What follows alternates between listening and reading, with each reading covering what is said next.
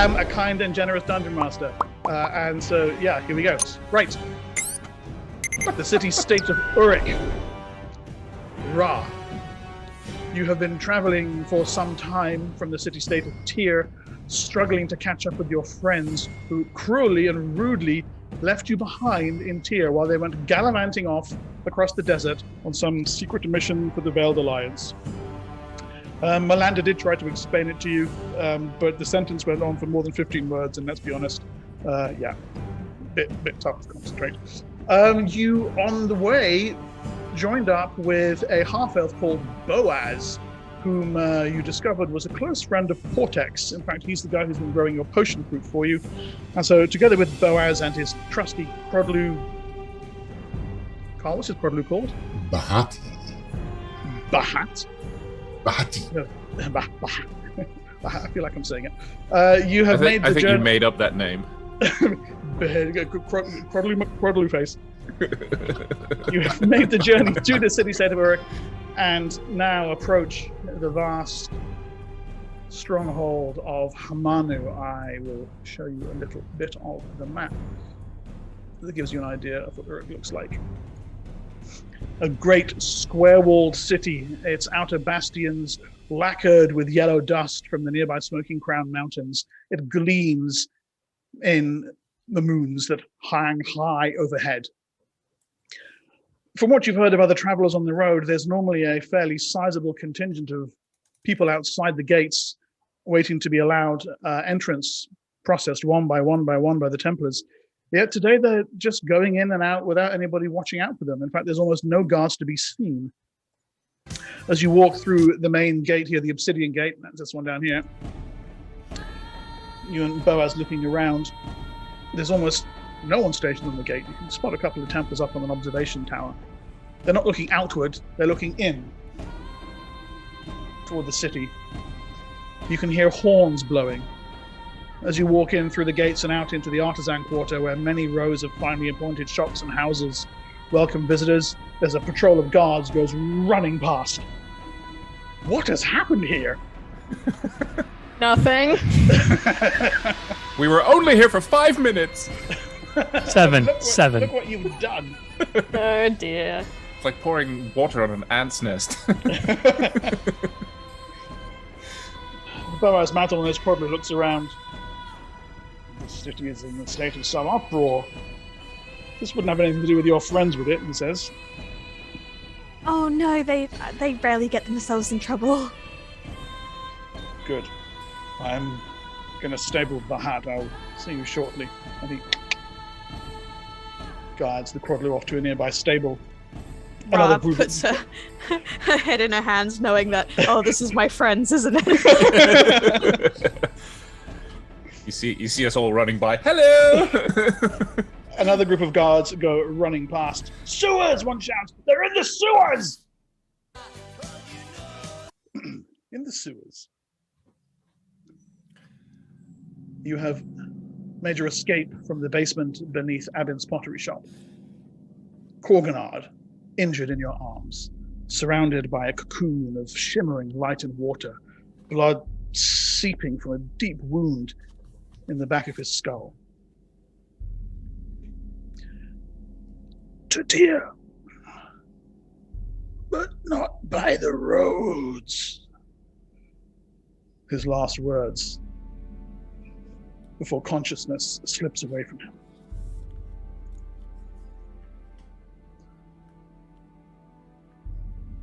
Right, Keva says.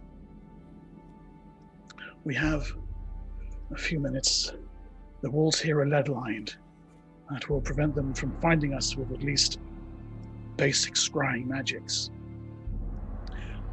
But we must be away from here before too long. I have several options, but I suggest that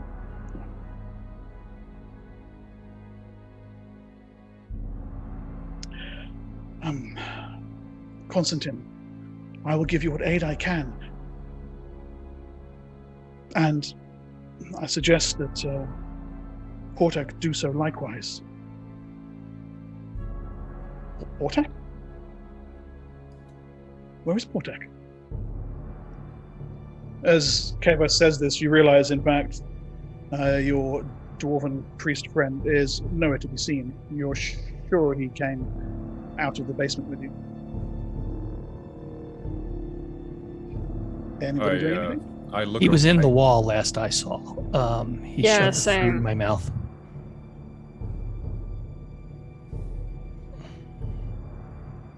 Kevas actually goes up to the wall. Portek? Portek, are you in there?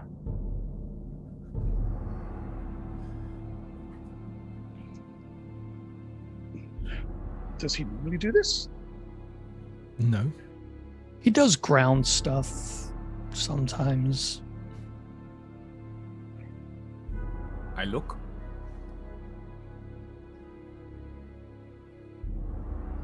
Or I stay. I don't know. Look, thankfully, there was only the one template in the room, and I don't know if you got a good look at us. Just go and see, but don't go too far. I'm gonna... Constantine, hold still. 7, 8, 9, 10, 11, 12 hit points back there, Constantine. As healing energies wash into you from Kevas's outstretched hands. That puts you at a mighty 25. Thank you. I look to Matthias. You look? I'll take a look. I think he kind of gestures at the fact that he's holding Korganard. I will sneak off and have a look. Okay, do me a move silently and hide in shadows, actually, please. Hide in shadows. Mm-hmm. So that's a no. Wow. Do me a move silently, please. I've got to get under 103. Oh yes, you're quite right. Yes. You got you're over 100. So that's actually a pass. Good job. Yeah, thank you. Move silently. This one could fail though. It does not. All right. You slip off into the shadows of the sewer. Nothing but dried silt and other ancient detritus beneath your feet. Water has not run here in many, many years. Sneak down the passageway. Ahead, you see torches cross an intersection. As a search party heads into some other part of the sewers, not having turned in the direction that you guys fled. You can hear voices shouting. No sign of the dwarf. Constantine, I see you knocking an arrow there in chat. All right. Matthias, do you want to keep searching, or are you going to head back to the group?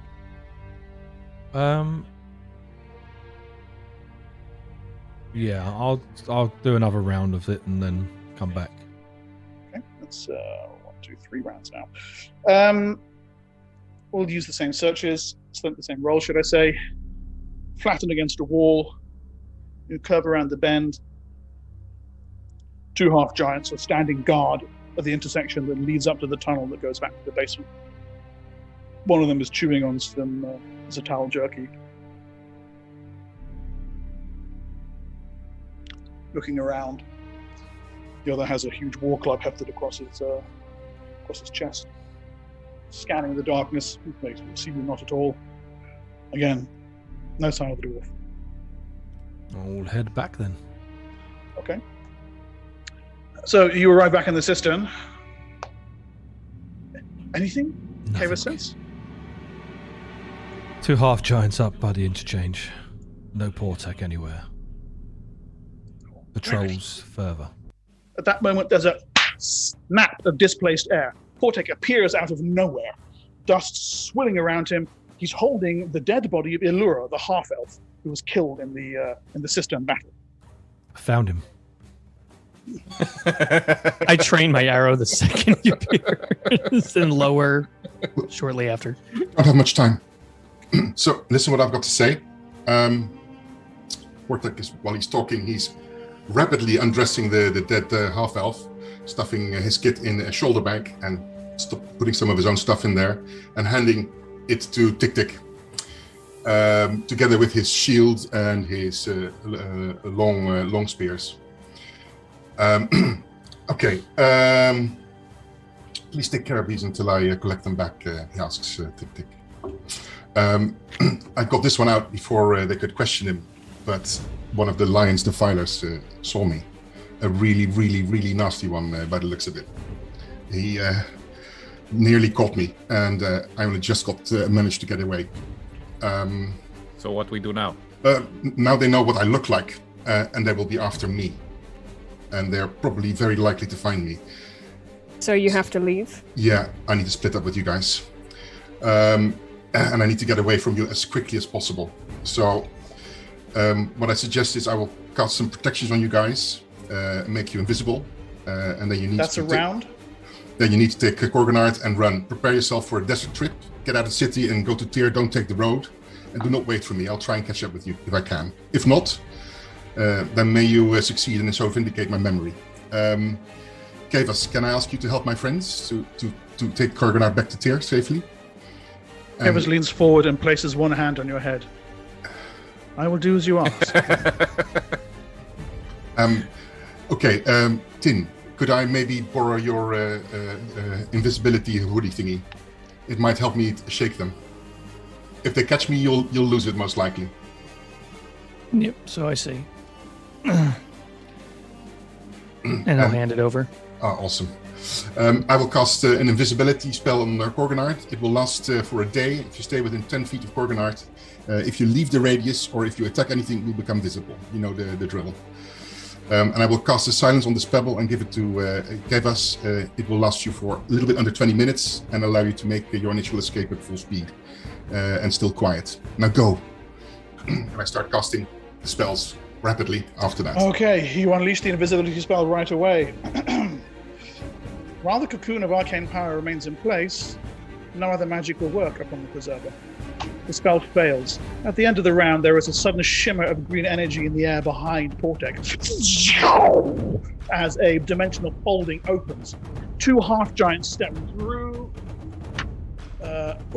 19 and a 17. The first one grabs hold of Portek and rams a gag into his mouth. The other one slams an iron helmet down over his head, and the two step back through the portal, while two more half-giants step in front of them, weapons at the ready.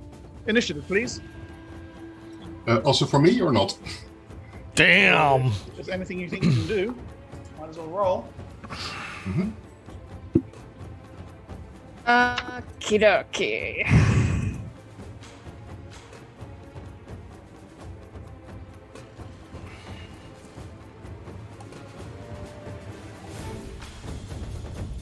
Yeah, that's irritating.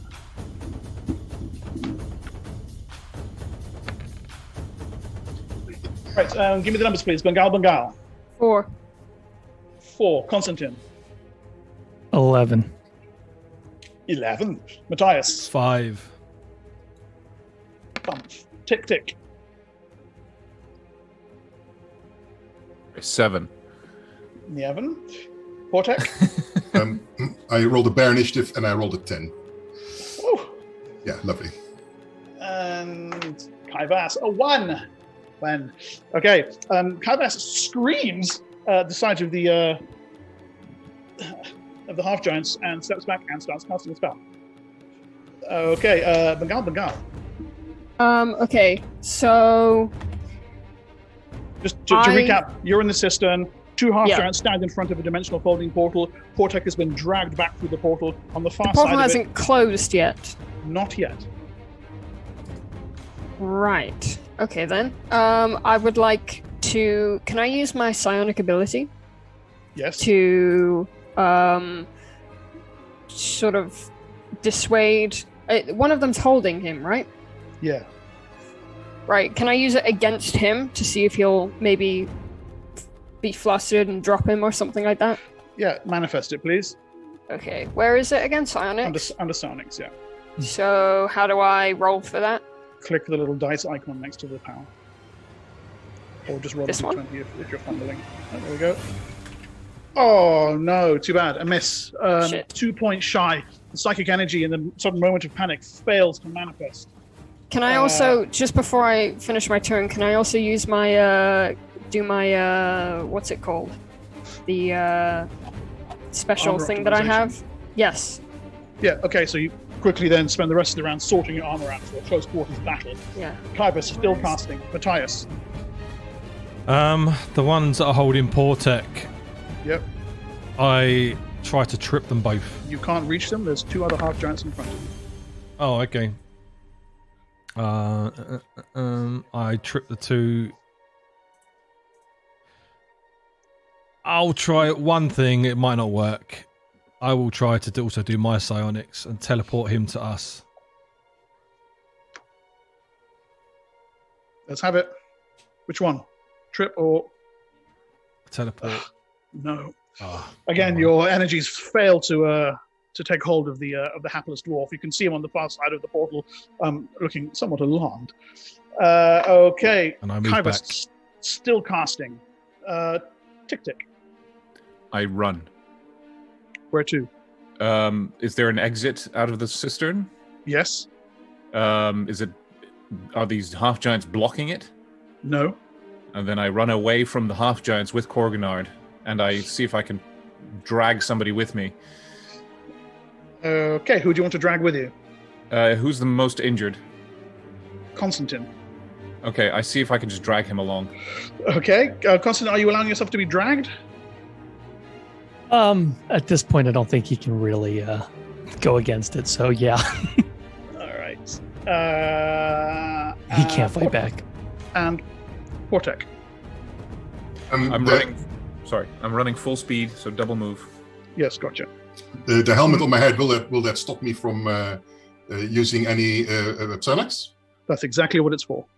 Yeah. Can I make an effort to remove it, or am I completely constrained? You can make a CMB roll to wiggle your head in a manful fashion. That's what I will do. It's the only thing I can Okay. think of. I can't move my hands at all, right?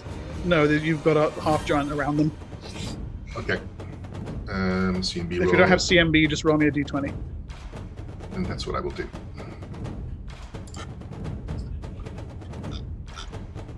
How does one wiggle one's head in a manful fashion? Like this. While making a really stern face. Yeah, that's a manful face. Okay, that's a fantastic roll, Portek. That's a 2. So, yeah, you wiggle your head, and to very little effect. The half giant holding you actually says, "Stop wriggling," and tightens his grip around you. Unbelievable. My This is timing going is so well. unbelievable. Yeah. This is great. So dead.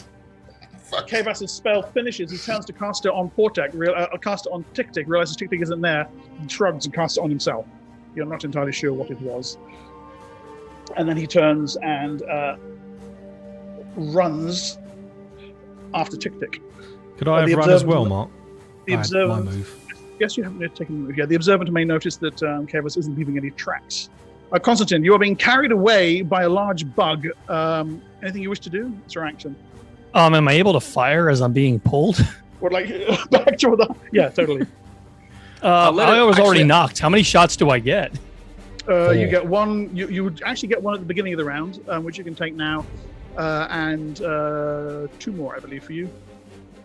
No, it's 3. You're a specialist now, aren't you? So. Yes, I am. Yes, I am.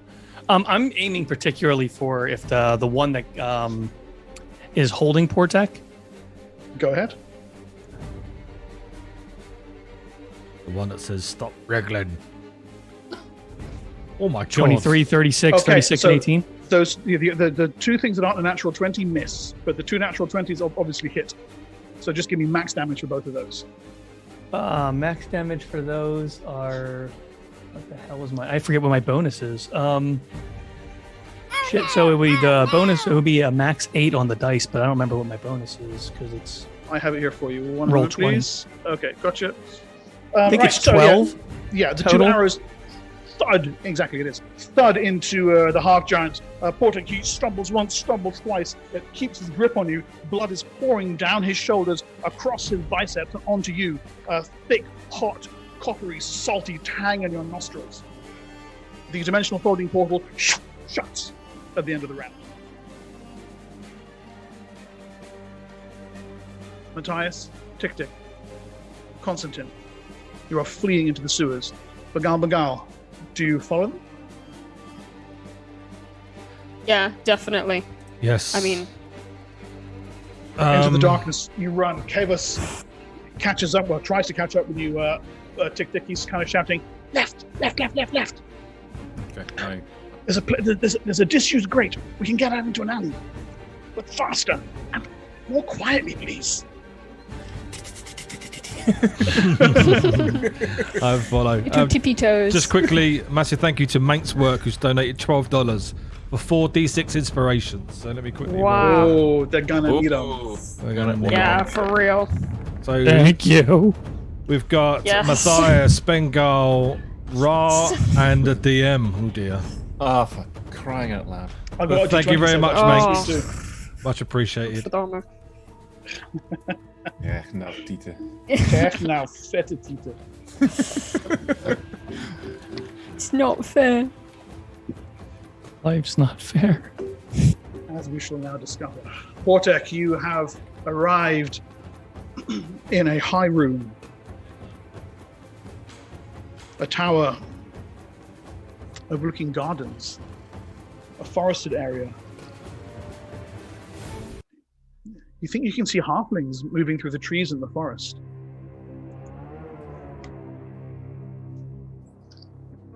Can I do something? You are held tightly by the half-giant. Is the blood A making gag- it slippery? A gag in your mouth, not particularly. Oh. While the first one holds you, the second one binds you from shoulders down to thighs, tying the knots unnecessarily tight. And then sets you down in a chair, not that you're really particularly comfortable, barely even able to sit.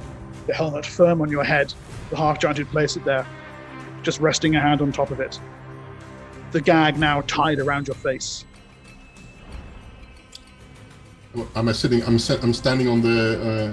You're sitting, uncomfortably sitting in a chair. What's the floor like? The floor is worked stone. The chair itself is heavy agafari wood. I carefully tried and attempt to see whether. As soon as you start to move, the half-giant next to you, stand still, pulls you back into the chair, and now he has a hand firm and gripped on your shoulder. I'm just checking whether the floor actually gives way under my feet. That's the only thing I'm doing. Yeah, the minute you try and move your foot, he drags you back. But does it give way? A bead curtain on the far side, and I say beads, you realize actually as your eyes adjust to the sunlight streaming in, that it's bones. A curtain of finger bones, knuckles, teeth, parts. He doesn't recognize you, not having properly ever seen your face, but you recognize the wild hair, the obsidian chipped goggles of Vemet the Foul.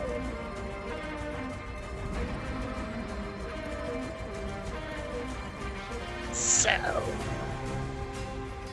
this is our little interloper, is it?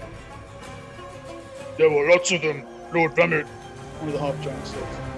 We thought it was only him. There was a room full of a queen. You have been soon enough. Kadam. Let us see what our friend here has to reveal. From behind him, a dwarf steps into the room, dressed smartly in Templar livery. Strides forward, looks at you, and then wham!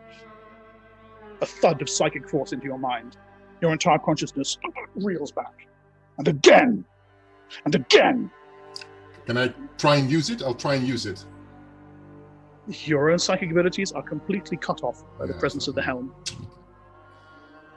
And then finally, what meager psychic defenses you have shatter, and he is in your mind.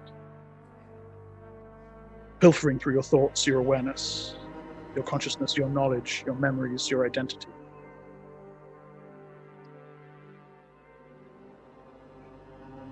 A ceremony with a sorcerer. He said it was psionic enchantments, Lord.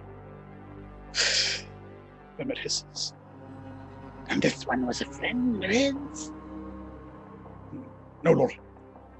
He is a preserver of the Tyrian Alliance. They are here to learn about the levy. He knows you, Lord. He has spoken to you through an olivine.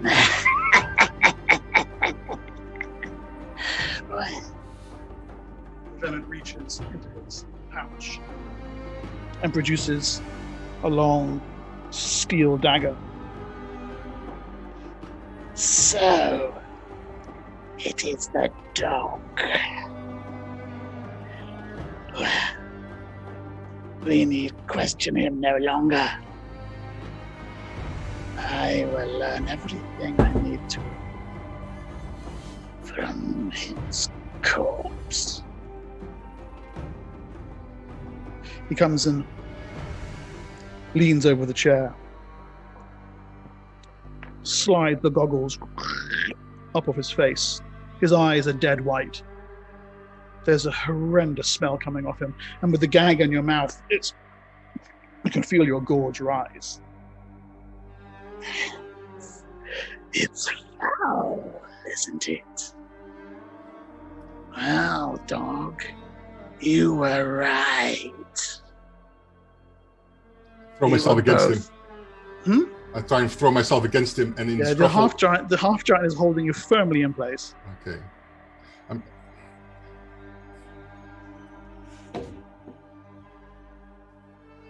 You were right. You will look upon my face before you die. And you simply slide the dagger into your throat. Your breathing stops, stoppered by the steel blade.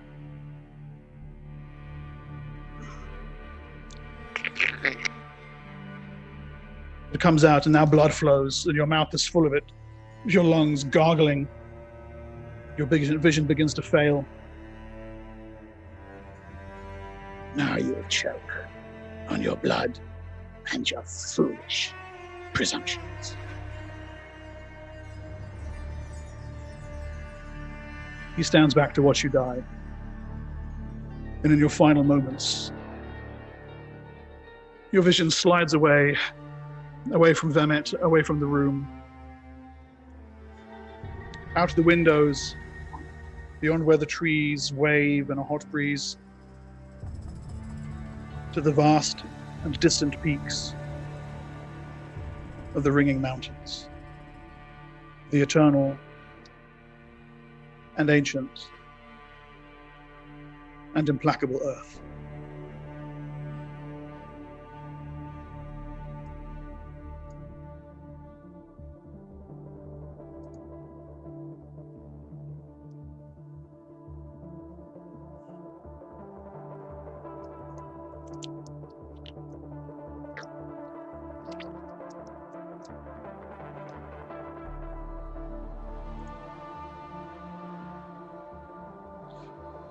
In the sewers,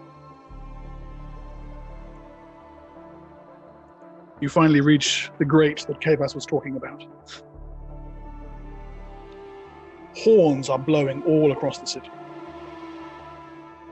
He pushes the old Agafari out and looks into the alley, clambers out, and then beckons you to climb.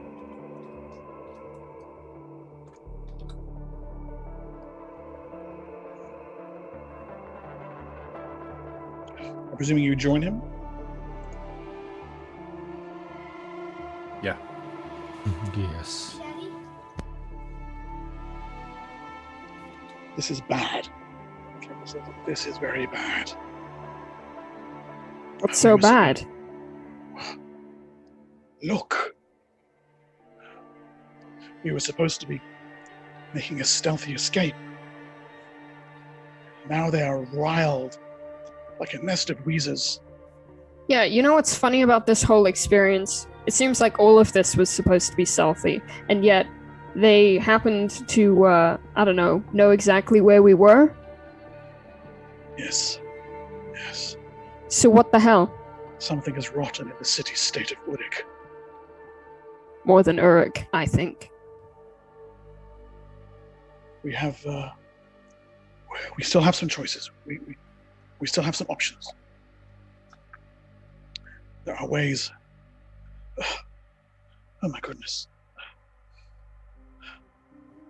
At this particular moment, a half-giant strolls past the end of the alleyway. Kavas tenses. She's leaning against a wall, chewing on a haunch of what appears to be Innick steak. As a long-haired, bearded half-elf appears next to her, counting out ceramics. Well, I still think you owe me, he says. Ra?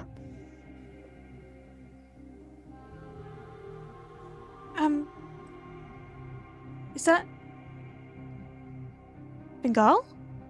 I run over to her and hug one of her legs. Bengal appears out of the alley. I pick Bengal up and like lift him, squeeze really tight. It's been months. Yeah.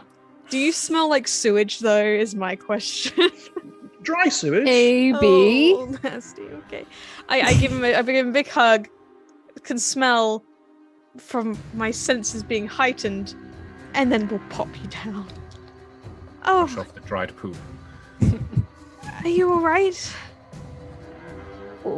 Define all right. It's been ages. Yeah, it certainly has. Listen, we need to get the hell out of this city. Oh no, was it you guys with the making the horns go on the guards? No. Yes. Yes. That was us, yes. Yeah, it was. Bose, I think you were right. You Bones. hear the distinct smell of the distinct sound of pheromone discharge from the alleyway.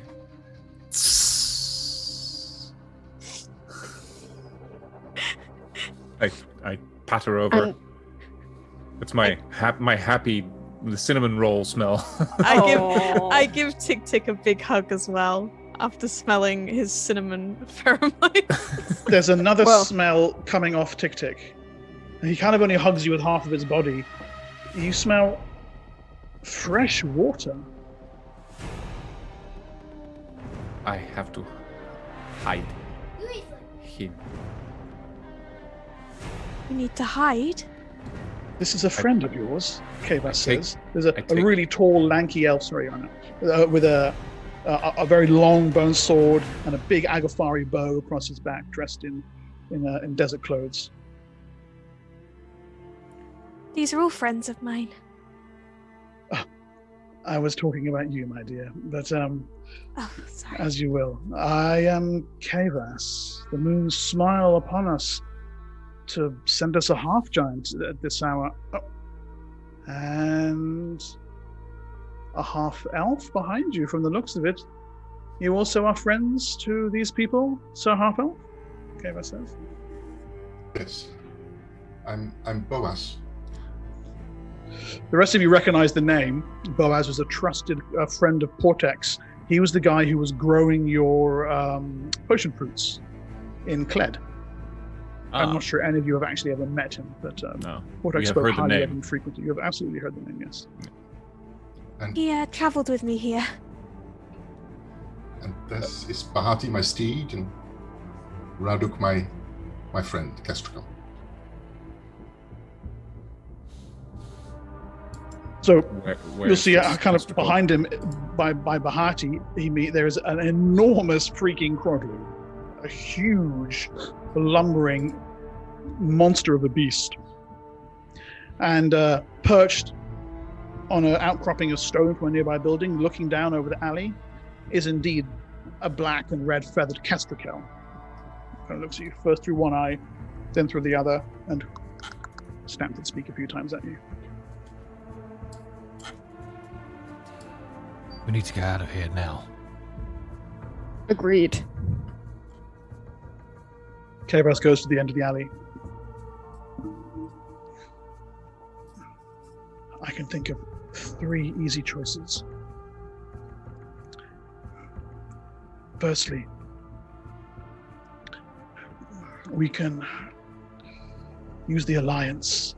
There is a merchant of House Jarko who's friendly to us. His name, amusingly enough for our Dutch participants, is Beffig. Sorry, I won't try and translate that. I'm not really nearly enough a cunning linguist.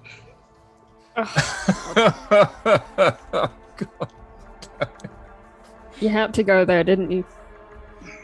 Beffig of House Jarko is sympathetic to the Alliance. He can provide some aid at least. I can give you a code phrase that you can approach him with. As for actually getting out of this city, we could simply try walking out. The dwarf who runs the Wanderer's Friend is a sympathizer. If we are in need of emergency supplies, he will give us a good price. There's also a half-giant who works on one of the slave details. His name is Gregen. We have in the past used him to smuggle people out in a slave detail. Okay, one thing. I don't know if that No is true. slaves. None of that. Second thing, no alliance. This entire meeting was set up Absolutely by them. not. And third thing is that we have to be out of the city today. As soon as possible. And I'll pat Ra on the leg. Yeah, Ra would have also given Matthias a hug after hearing him speak, and then Tina a really big hug, probably the same as Bengal, like lifted off the ground. And he groans because he is in significant pain. I am bleeding from there. I am bleeding from everywhere. Ra's covered in dried poop and blood now. Just like home. He's used to it, exactly. Where do you live? Okay. I agree. It is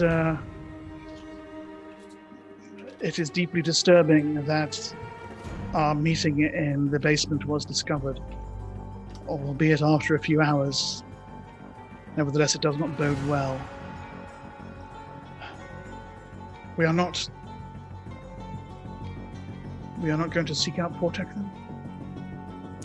He was taken.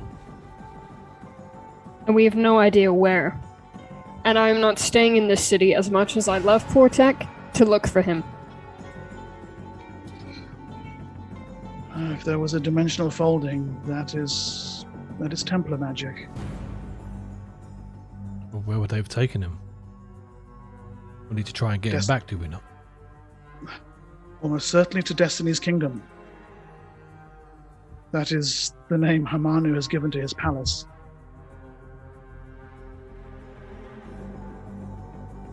If he in there, we cannot survive that. No.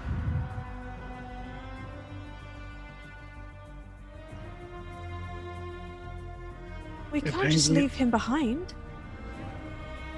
He told us to get out. Those are his last words to us. This is. He what wanted he us to thought leave that- the city. He wanted us to go back to Tyr. You heard him, right? Yeah, he was I- rather. I take Ra's Forceful. hand and I place it on Korganard's corpse. Well, not corpse, unconscious Body. in Unconscious glowing cocoon, body. but yes. A glowing cocoon body, whatever, the thing I'm holding. Just a This cocoon. this is very important. It feels like water. It's semi-solid, and as you run your hand across it, it's roughly in the shape of, indeed, a humanoid form. But as you press against it, the water resists your attempt to put your hand into it.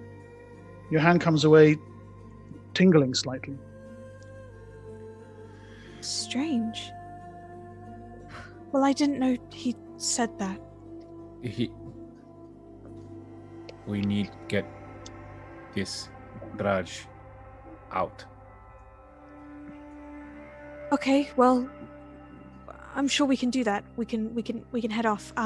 Boaz, do you know the way a way out of here? through the desert. It's going to be a tough ride. Always Nothing we looks- haven't handled before. We don't have supplies. We don't have water. Water I can help with. Well, You have nothing. Tin can hunt. As long I as we can got hunt. water. Tin Okay. can hunt, yes. So we have can- food I- and water. Shelter? Do we have shelter? I have some shelter with me.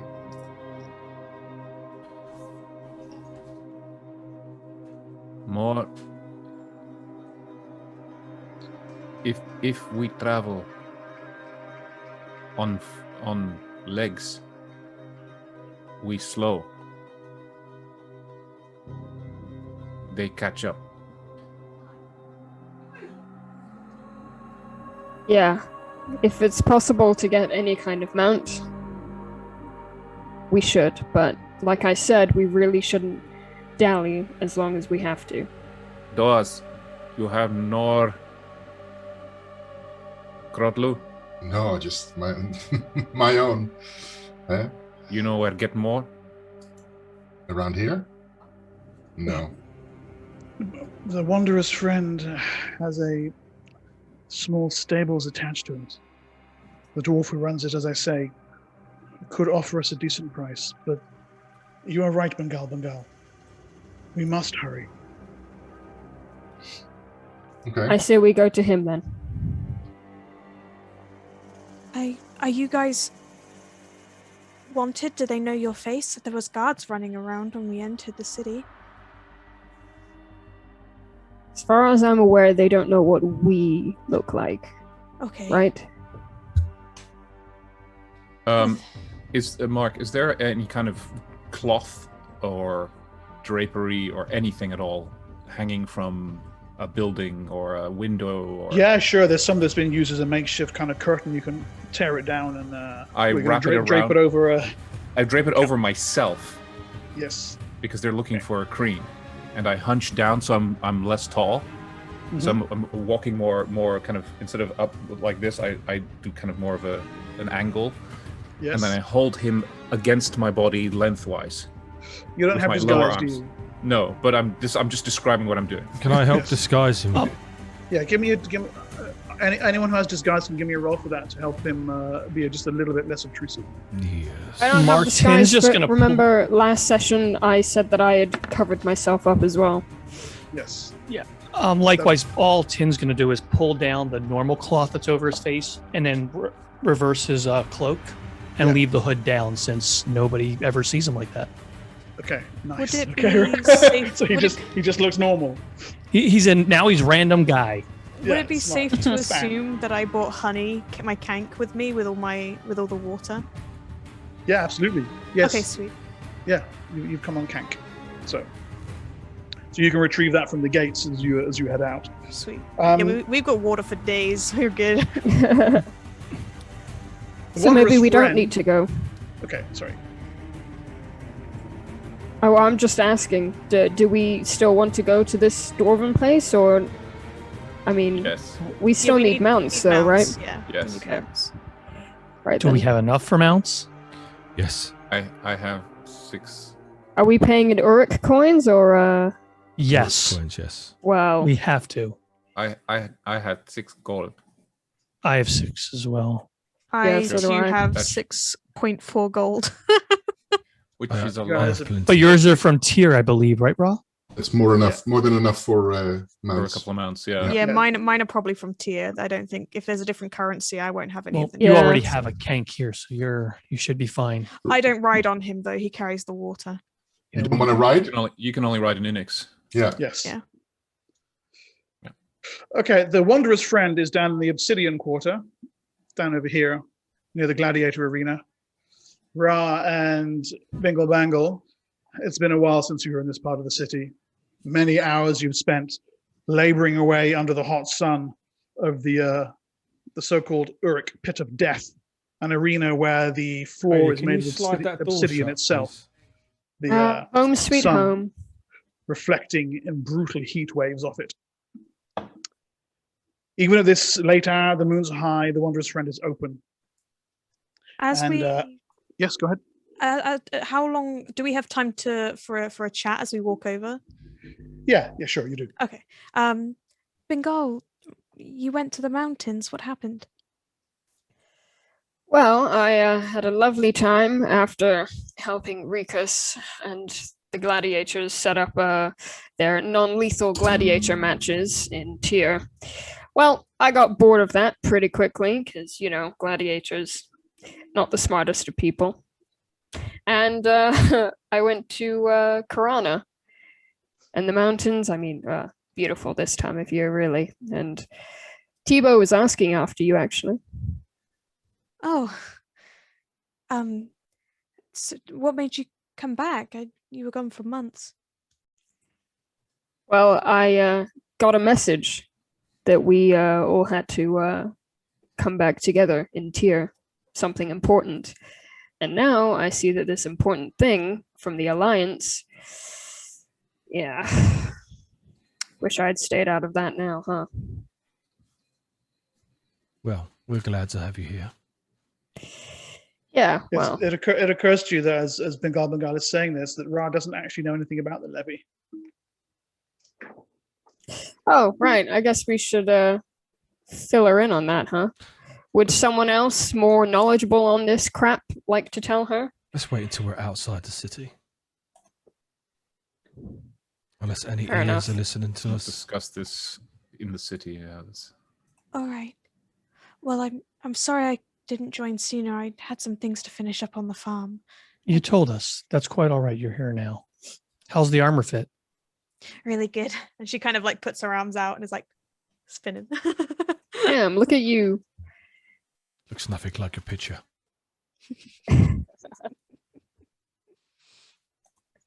Artist needs to do a better job. Change your armor.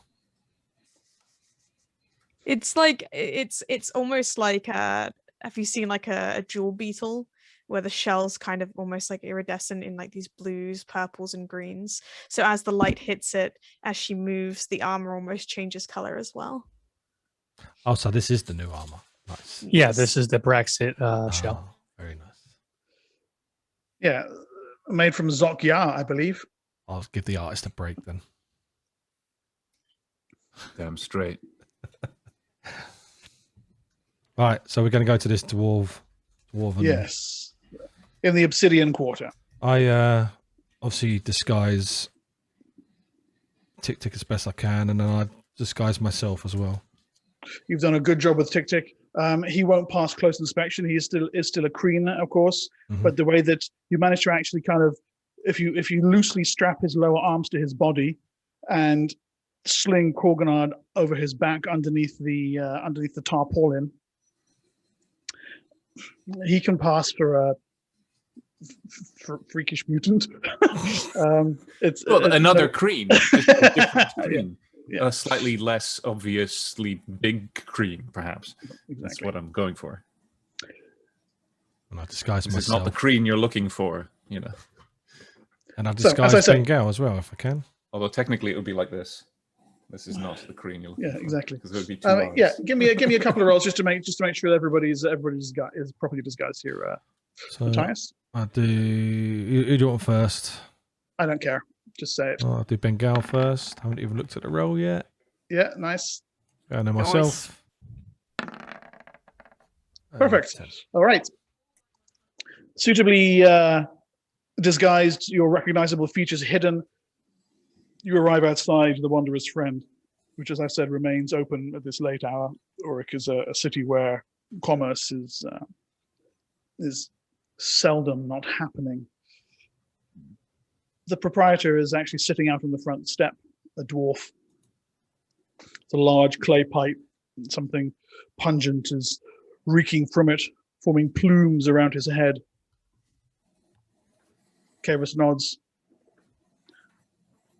Good evening, my friend. We seek some of your wares, but not too expensive. The dwarf stands. I have what you seek, but not too much. Come in. Head in. He ushers you into the shop, and once you're in, closes the door, bars it behind you. Kevas! Portek, Kevas says. And then two hug each other. For a moment, you half think that he says Portek, but no, the dwarf's name is Portek. And he turns to face you. So, what have you brought me today? You know, if it's fugitives who need smuggling out of the city, you should speak to Gregan. Yes, no, we don't want to risk any involvement of anyone else. We're just looking to take several of your mounts and possessions at an insulting discount. Portek nods. Of course. My friends, the Emporium is as you see it. An Emporium is a good word. The building goes back and then an L-shaped around the corner, taking up half the block. You see wagon wheels, rope, armor, weapons, tents. You can see what appears to be an entire stuffed Inix standing at the back. It's got everything you can imagine, and there's several dozen things that you can't. Oh, I will have some mounts at the back. I'll give them to you for half the normal price. Urik coin only. You are, as ever, a scholar and a gentleman, Portek. You still cheating at dice? Yes. No, I'm not. It's not true. Very much so. Well. Portek says, come, then you can play me in a round of the gambit using my dice. Oh. Kevas looks quite crestfallen. Very well. Portek pulls out a small table, puts down a couple of wooden cups, pours a broy, brings out some dice, and him and Kevas occupy themselves. You guys can decide what you want. As he says, it's 50% of book price. So if it's, say, for example, an Inix that you're looking for, then that will set you back 5 silver pieces, half a gold piece for a regular one, or 125 ceramics for a fighting Inix.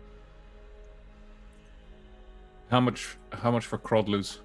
Okay, riding Crodlu or heavy Crodlu? Heavy Crodlu. 100 ceramics. Are they faster than riding Crodlu, or They're about the same, because riding Crodlu are quite fast, but as soon as you put any weight on them, their speed drops. That's with a heavy Crodlu, you pay more, but it can carry a person and their armor and travel at about the same speed. Well, heavy Crodlus then. For everyone, except for Ra, so that's one. Tic doesn't need one either. So 3 heavy Crodlu. Yeah. Or is Bingle Bangle going to ride on the Inix with Ra? Well, I was thinking if we get an Inix for Ra, then Bengal can just go on the back. So I'll pay for the Inix because Ra doesn't have the coin. Okay, so do you want a fighting Inix or a regular Inix? Fighting one. Ra specifics? Fighting? Fighting one sounds really cool. I'll help pay for a fighting one. Is there also water available? Yes. Okay. 125 ceramics for a war mount Inix. Yes. So how much is that in gold? That's 1.25 gold. Oh, that's fine. I can pay for that. I have plenty of gold as well. Does it come with a howdah on the Inix? Which will be handy for Ra, especially because she drinks a lot of water. Yes. Yes. Let's. If you give him 2 gold, he'll fit it out with bit and bridle and saddle and howdah. All right, then I hand over the. Okay, 2 Uruk gold. Yeah. Okay. For the 2 heavy riding Crodlu, that's 200. So 2 Uruk gold. Tin's also going to get a fighting Inix. So I'll just give the 2 as well. That's 1 gold each. So 2 for the pair. Do you have tents? Without even looking up from the table, Portek nods. Yeah, 5th right down the back. Take tents for everyone. I don't need one. Yeah, but the rest do. Yeah. And you I can probably share a tent. I'm only wee. And you also need some tenting for to park your Crodlu in the shade. It will help with the water usage. If you get a big ass pavilion tent, that's 5 silver, so half a gold. And that goes on. Can we pack that on the Inix? Yes. Okay.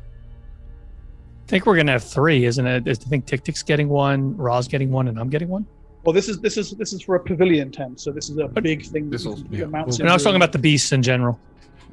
We'll get that. We'll fill all We're the only getting 2. the pavilion. 2 gold. Wait, I thought it was 3. 1 for because Tin said he's getting 1, Ra's getting 1. That Bengal's going to ride, and I believe Tic-Tic is getting 1 as well. So it's 3. No, Tic-Tic isn't. He can run. Ra is getting an Inix, and Matthias and Tin are getting Quadloos. The only question I have is where Oh. do we put Korganard? Because he needs to be somewhere out of the way. Put him on the Inix. An Inix Haldar is big. Okay. Yeah, he can ride with us. Even with Ra and Bengal sitting in the Howdah as He well. could probably also sit on my Kank if he wanted, the one that's carrying water. he's not. Yeah, but he'd be You'll- exposed. You'll go in the Haldar, no problem. Okay, we'll get all that. We've got all the water that we can possibly carry. We buy a tarp to put over him. Yes, no problem. Food and stuff, and Okay, let's go with. Actually, Ra, you've got a ton of water with you already, haven't you? Yeah, Yeah, she's I've got 52 gallons. Yeah, some of Portek's and some of mine as well. I've I got believe. 52 Jeez. gallons of water on my Kank. Does any of that? Let me. I scrolled up. Never mind. I was going to say, does any of that Tins? But Yeah, just 17 scroll is Tin's, 11 is Portek's, 24 is mine. we'll fill all the animals up completely, and I'll just put like 6 gold pieces down. Hopefully that might be. That will. Okay, sure. That will. If it's not, That I'll will pay set. more. That'll set you up. Assuming a 2-week journey. If you make it 7 gold pieces, that'll cover you and the animals over 2 weeks across to get you to tier. So Okay, I'll pay that 7 gold. nice. Is Okay. there an And- exchange rate in currency so I can pay Bengal back, like with... It's not Other gold money? that we're going to continue using. I've still got The normal plenty more. exchange rate is between 8 and 12% here. If you go to a money lenders. I've still Plus, got I think 9 Matthias Urik just gold. paid for everything. I Oh, paid, Matthias. I paid for everything, yeah. And Oh. I've still got 9 Urik gold and 41 silver. Okay. My hands just wander and things appear in my pockets. See, I think I'm rich, but I don't know. How are It's just a lot. everybody's? Yes. How many? Sorry, my brain. How badly wounded are we? Right, let's give you guys a quick rundown of that. Bengal, you're on 47 out of 63. Boaz has all 34 of his hit points. Constantine is on 25 out of 57. Matthias 56 out of 70. He's gone now. Let me just remove that. Oh. Panda is on 108. Sorry, Raz on 108 out of 108. Oh, And damn. Tic-Tic, you're on 44 out of 81. Oh wow! So, yeah. I completely forgot about my injuries. Oh, look, I'm broken. Tic-Tic, we ain't doing good, bud.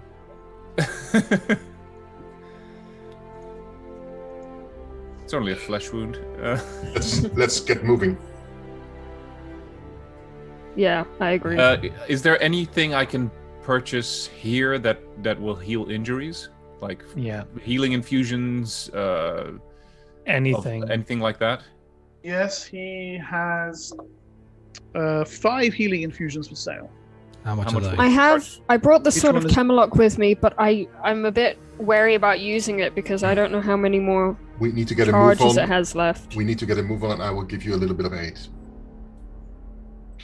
Okay, but I still want to see if I can purchase these healing infusions, if I may.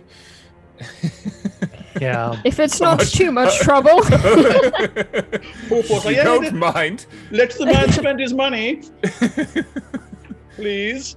Yeah, okay, healing infusions. Let me just quickly flip to that. Cool if we could buy all of them and then just keep some to hand, you know? Mhm. Yeah, that is all of them. He has 5. So Yeah, I had 3, but now I only have 2. So I'd like to see if I can. sure, healing infusion. What did I say? 5. Mhm. So 500. He gives you a discount. 250 ceramics. So 2.5 Urik gold. Okay, I pay him. Right? I have 6 gold, so I'll. Have it. Mark, it is an emporium. Does he have any herbs and such that I can make healing salves out of? He does. He has enough raw materials for you to make another 7. 7. How much? He'll let you have all of them for a gold piece. Done. Okay. Yeah, I have been, says Kava, standing up from the table and angrily putting away his somewhat lighter coin pouch. Borpal sits back. Always a pleasure to see you, Kavas, and your friends. May the moons guide you on your journey. Now, out the back way, please. I don't want any more unwelcome attention here than my humble little shop. We leave. And so, accoutred and equipped, you take up your new mounts, get to grips a little bit with them, and bid your farewells to the city-state of Urik. Do we get past the gate without any hassle? So, they're still hunting you high and low throughout the city. And so it is that you are able to make your exit out into the desert with precious little interference from the gate guards. 1 or 2 of the Templars look down toward the group as you file your way out, but they are not perhaps looking for half giants and half elves. Your numbers have swelled since you arrived here, and that, plus your speed and your disguise, are enough to send you away from Urik and heading, hopefully, toward Tyr. Outstanding. Outstanding. Very, very good. So here's the map. Urik is here. I don't know if yours blurry. Mine's bloody blurry. Yeah. Okay. So Urik's up here. Tyr is down there. All right. Yes. And they Big said red not line. to use the road. Do not go on the red line. Yes. Oh, So shit. you've been across this before, the Great Alluvial Sand Wastes. In fact, your first adventure was indeed escaping a slave caravan from Urik and performing the journey which you are now about to repeat. If we stick to the Stony Barrens, the darker patches, would that improve our movement rate? Okay, so the Stony Barrens are indeed a little faster to travel through by about 1/3. But as you can see, there's not many of them initially, at least. You would have to cross deserts to the south. I mean, are you talking about skirting the road here, along here? So just to clarify, the Stony Barrens are they these bits over here? No. The Stony Barrens are the little dots. Oh, the little dots. And what are these? Those are the dark These bits. the dark bits with the wigglies. That's Yes. Rocky Badlands. Those are quite literally the foothills of the Ringing Mountains, broken canyons, thrusting buttes, that kind of thing. What did you just call me? No. You know you like that. You know you like that. No. So that's basically difficult terrain. That's not going to speed anything up. It's going to slow us down, if anything. Yes. Okay. All right. Well, why don't we see if we can just head directly, sort of, directly east to there, and then head south straight, and then we'll cross the road here and there. But at least we won't. I'm assuming that we can still stay kind of near the road, but not be seen from the road. Yes, of course. Yeah, I mean, I think it's actually off the bottom of your map, and if you can see it down the bottom. No, the scale is not there. The distance from the distance from Urik to the edge of its verdant belt is 10 miles. You could skirt the road without being seen. Absolutely. Okay. So all of this area around here, like we would be able to go from Urik and like come down along this way, do you think? Like through this sandy bit and miss all of this? I think Tik is suggesting going this way. Like this. So like Coming this, down. and then Because it's faster. Oh, These- right, skirting and then the going Great across the sand. Oh, there's okay. a reason. The reason the road is there is because the ground is more hard packed than the sand. Yeah, But you yeah. want to avoid the road, right?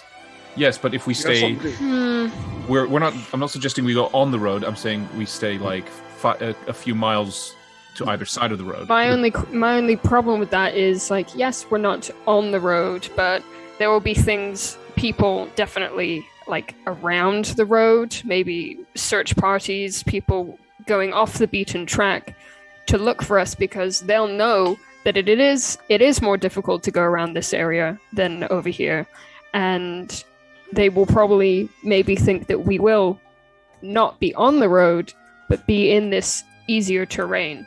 So they might be searching for us around here. You know what I mean? What's the scale of the map?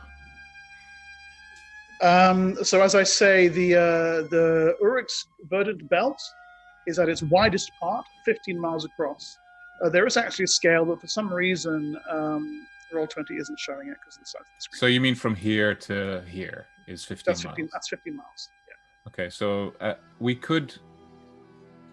I mean, let's say we went directly east, went there, and then sort of stayed about 5 miles away from the road at all times. Yeah, but we have to cross the road. You're Yes, suggesting. Yeah. We don't want to cross the road. Why not? It's just it's just you quickly cross it at one point. It's like you're going perpendicular to the road, not following along it. And if you do it under cover of darkness, Didn't. Okay. no, I mean, Gorgonard said to stay away from the road, right? Yes. Yeah, Okay. that was the direction. Yeah, the exact direction, in fact. And I don't know, it doesn't feel like we're staying away from it, you know? Feels like we're testing our luck here. okay. Well, then perhaps what we can do instead is go to avoid the alluvial sand wastes. We head in this direction and go kind of along the edge of the rocky badlands. That's what I was thinking. Yeah, the ground there should still be You know, here harder, here, but it will not be as nice. Make our way to Gled. and make our way to Yeah. Gled. Yeah, we could do that. What kind of things would we be encountering, though, in those badlands? Everything you can imagine. Great! Yeah, it won't be a fun time. It's Probably none still of be it's good. safer though. None of it's good. No. And You have- Safer, I don't know, but we'll definitely be off the road. And you have, of course, the advantage of speed with your mounts. yes. Yeah. Another quick question for you, DM. Can Tick keep up with a running Crodlu? Yes. Okay. Yes, they're going to be traveling at about the same speed. What are you? You're an Okay. 18, right? 18. Yeah. Yeah. Just Yeah, double heavy check. crawlers do 18. Yeah. Yeah. My heavy crawler is a little bit faster, but most regular ones are 18. Okay. So that's good. I could almost run it myself. Faster. Fancy. You got Fancy. sport model with the spoilers. Uh-huh. Has a cool fin on the back. Mhm. So I could almost. Does my run it Crotaloop myself. have a racing stripe? Makes it go faster. Yes, it does. Is my Cordlu Lightning McQueen? Yes. Ka-chow. Ciao. Okay, so the Kank moves at 15. So that's your slowest mount. Oh, so I could run alongside then. In the You can, Inix, run, you that's can what? run alongside Honey. Honey can have some I'm going company. to check these for you exactly now. I thought the Inix does 15 as well, or not? The No, less even. the heavy Crodlu will be at 18, even with people and gear on it. The Kanks move at 15, and the Inix.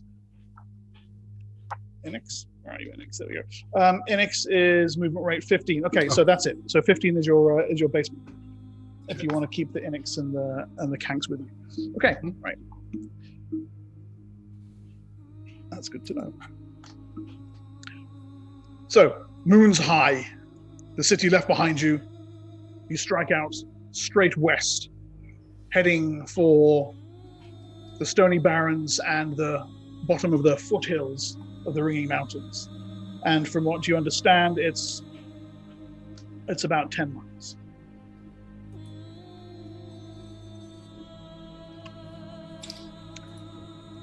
You make it through the surrounding verdant belt by the time the moons are at their peak in the middle of the night. To either side, You can see there are small villages, a whole network of them orbiting the city-state itself, and a rough beaten track curving off toward the northwest and the Smoking Crown Mountains and the mines at Makla. You put your spurs to your mounts, and in a dust cloud, leave death behind you and the city of Urik.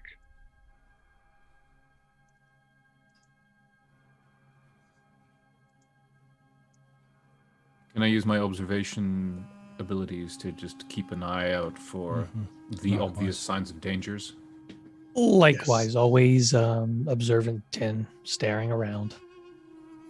I have Raduk circle overhead with a sense link, so I can also keep some track. Okay. Interestingly enough, you almost entirely match the picture in the adventure that comes with this scene. Oh my god. That's funny. I know, right? We did it! Yay! Hey, Yay. everyone have an experience where they're riding kanks, the guys that but On the trail we blaze. On the road again. Why are we climbing a steep slope like that? I We're like not how there bad. is. I like how That's there just- also is just a crane as No, well. no, like, Yeah. And a half giant on an Inix. that's just the Baxter being artistic. Exactly, there's a camera that's rolled on the side. Yeah. A Dutch angle. You have come to this place to learn. And learn you have. But the price you have paid is one that weighs heavy on your hearts as you head for home. From beneath his tarpaulin, the gleam of Korganad's cocoon, like a miniature captive moon that you carry with you, and the hope for rebirth. Those of you who participated in the ceremony and are not twisted and dark and empty inside, remember the sense of unity and peace that it gave you. Somehow that is something to give value to Portek's sacrifice. Is your bird called Raduk? Yep. Yeah, okay.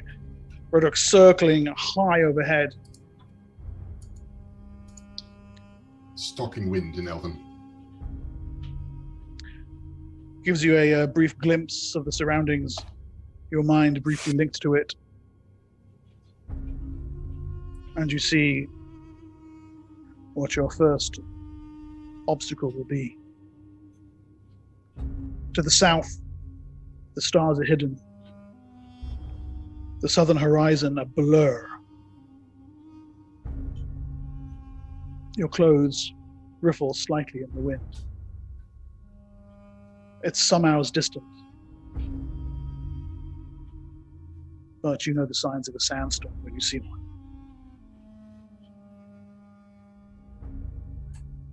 We will, however, take a break there. Hard to believe. Through the verdant belt of Urik you ride, leaving the little towns behind until ahead of you the great alluvial sand wastes of the Athasian desert open up. And your progress slows by to less than a half. Through the dunes, even your desert mounts, the Kank, the Inix, the Krodlu, their splayed feet shift and slide as you crest the side of one dune, go skittering down the side of another, wind your way through the valleys between, avoiding, as Constantine frequently points out, this cactus, that stand of brush. Stay away from that tree. That thing looks like it could probably kill us. He's clearly carrying trauma from that one embarrassing incident back in episode 1, but let's be honest, he's probably not wrong.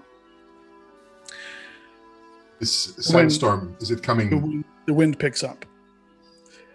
It's probably best that we actually find shelter before it hits us, right?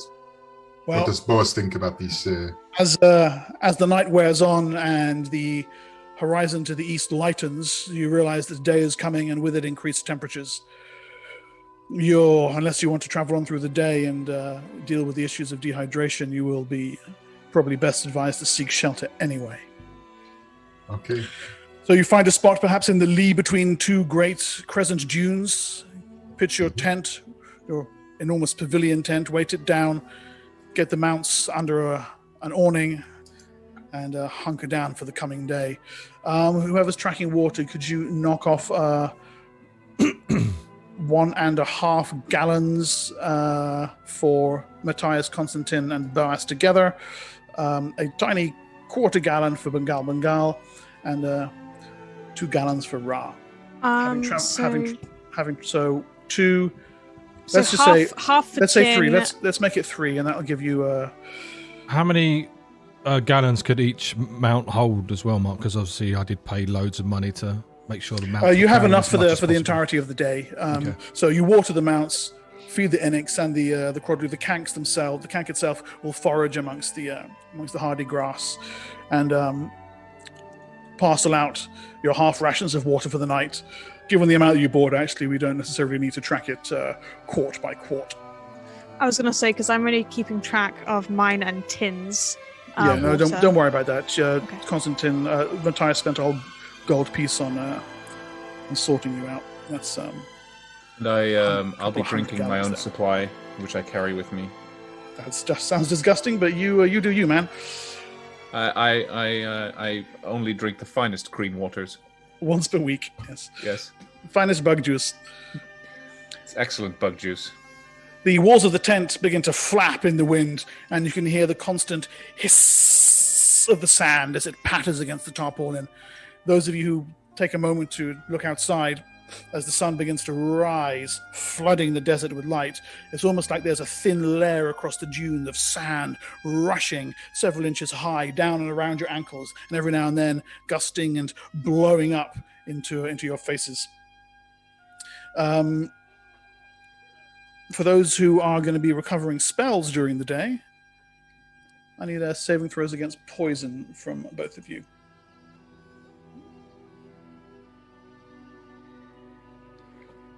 I believe that's going to be Boaz and Tin. Does Boaz heal us all? But I know you said Wait, hold on. This is just for the rest for the day. We'll deal with that in just a second. Yeah, but I'll be casting my complement of spells to heal them before I go rest. Yeah, can you just make me the roll for the rest, please? Yes. Attributes. Poison, you said, right? Yes, please. Yes, poison. There we go. Boom. I just made that. Just right. Okay.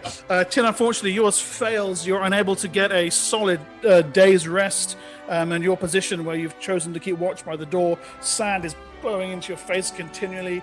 Although you managed to get some sleep, you're. I see Matthias suggesting you use a D6 inspiration. Sorry, he hasn't got one. He hasn't got it. I don't have one. So that's just rude of you, really, Lee. Sorry, Let's I was be just honest. teasing. But at any rate, by the time the evening rolls around, you are sandblasted, grumpy, unrested, unable to recover unable to recover the spells. Boaz, however, as night draws to its end and the day threatens, he has made mention of helping you. I will roll for Kavas as well. Yeah. How nice of him. Well done, Kavas. Good job. Okay, so Kavas is willing. Kavas has a couple of healing spells that he can still drop, and he will put those straight away onto Constantine. So that's going to be 8, 9, 10, 18 more hit points back, Constantine. So that puts you on 47, which is... Do I recover any hit points, or can I use the Sword of Camelot? All of you, because of just a single night's rest, will recover a single hit point. Wow. Unless any of you have full herbalism and healing, in which case it can be a little bit more. Can I make any of my healing cells? Yes, you can get a healing salve going, and it'll brew throughout the next day. So if you can make me, let's say you've got enough time for 2 of them over the 8 hours. So that's give me 2 rolls for that, please. Dwarf, you can also bind our wounds and stuff through the night. Yeah, I know. Well, I'm doing herbalism right now, so give me a second. I can also heal people, so can I start doing that, or what do we do? Wow, 20. Just a second. So that's only 1 healing salve. The other one actually you ruin through. That's fair. Probably get sand in it or something. So you have a healing salve and enough doses for make it 3 left. Now let's concentrate on what Boaz was talking about here, because it's actually quite interesting. Boaz does an elaborate meditation on the wounded queen, and handles what looks like a handle of something like a farm implement, and you hear him mumble something in a weird tongue under his breath, and he takes quite a long time about it, but then he puts his hand on the cream, and a healing magic happens. It should be pointed out that the incantation takes far longer than any clerical spell that you've seen. There doesn't appear to be a display of elemental magic either. And you can see, wow, nice. You can see Kavas looking, I see no powers of the elements, and yet that is not drawn from the cosmos. What are you?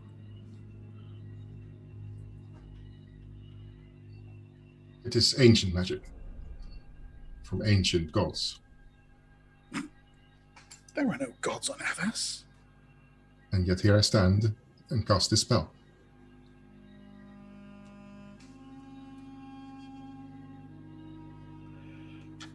I would argue with you, but I can't.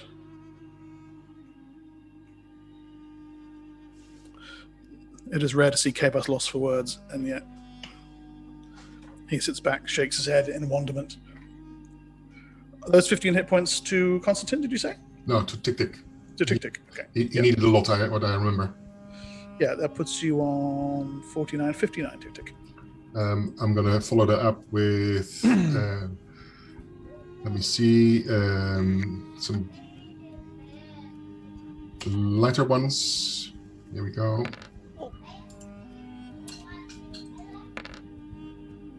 Did you say 59 or? You're at 59, yeah. If these both go to you, all these go to you? They all go to Tik, yeah. Another 12, 69, 71. Oh, nice. You need a little bit more still, right? 10 Well, points. Mark, Tin's going to be doing healing for people as well, just using my healing skill in herbalism. Okay, so where are we here? I'm injured as 1 well, hit by the point way. per day. Yeah, same. That's 3 hit points for everyone. There's no need to roll for that. Okay. That's a night's rest with Constantine tending to you, applying salves, ordering you to stop fidgeting. Can I heal myself as well? Yes, Bengal puts you on 50. Constantine puts you on 50. Matthias puts you on 59. Tik, 74. He gets another 6 from me, Tik. Perfect. Tik, 80, almost fully healed. And what's the rest? I have some more healing left. Bengal is 13 off. Tin is 7 off. Matthias is 11 off. Okay, I will go for Tin. And then 52, I 52. need to revert to my good berries. Give me a second. The second level ones.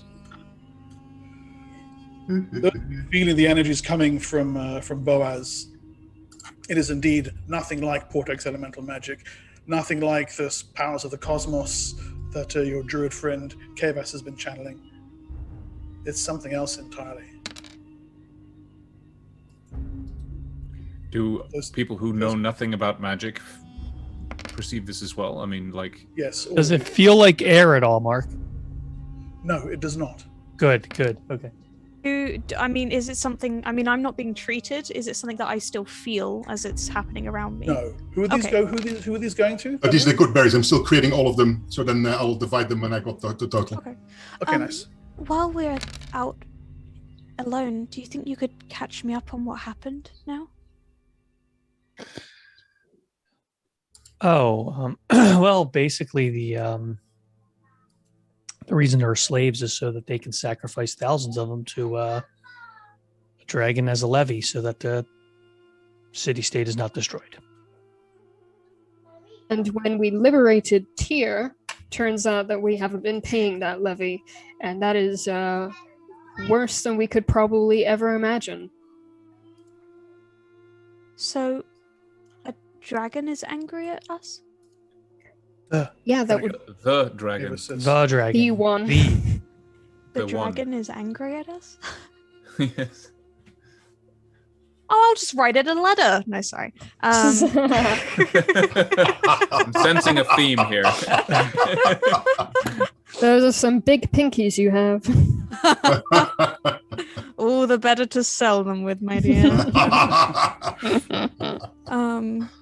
I have, I mark 18 extra hit points that can be divided among the group. 18. Okay, Yeah. let me just I'll quickly see take- here. Tick, you can have one. I'll have one berry. So that's 17. It's disgusting. I hope you. Matthias, that'll be 11. That gives us 7 left. You're welcome, Tick Tick. 5 go to Konstantin. That gives us 2 left. Bagal, that puts you on 52. So you're the only one still with any kind of injury. Okay. You're 9 off. Okay. I will have to take care of you in the morning. I offer Bengal one of my healing infusions. I kindly accept. Oh, thank you for the raid, Bowen Shade. Welcome, guys. We are doing a giveaway. Exclamation mark giveaway to enter. We are sponsored by Kraken Dice, so we give away lots of Kraken goodies. Welcome to all you guys. Thank you very much for the raid. It's on 57. 57, Bingle Bangle. 57? Greetings, whole Raiders. 57? Welcome to the desert. So, if Scottish desert. what does this mean for us? Do we need to do something else to appease the dragon? I don't understand.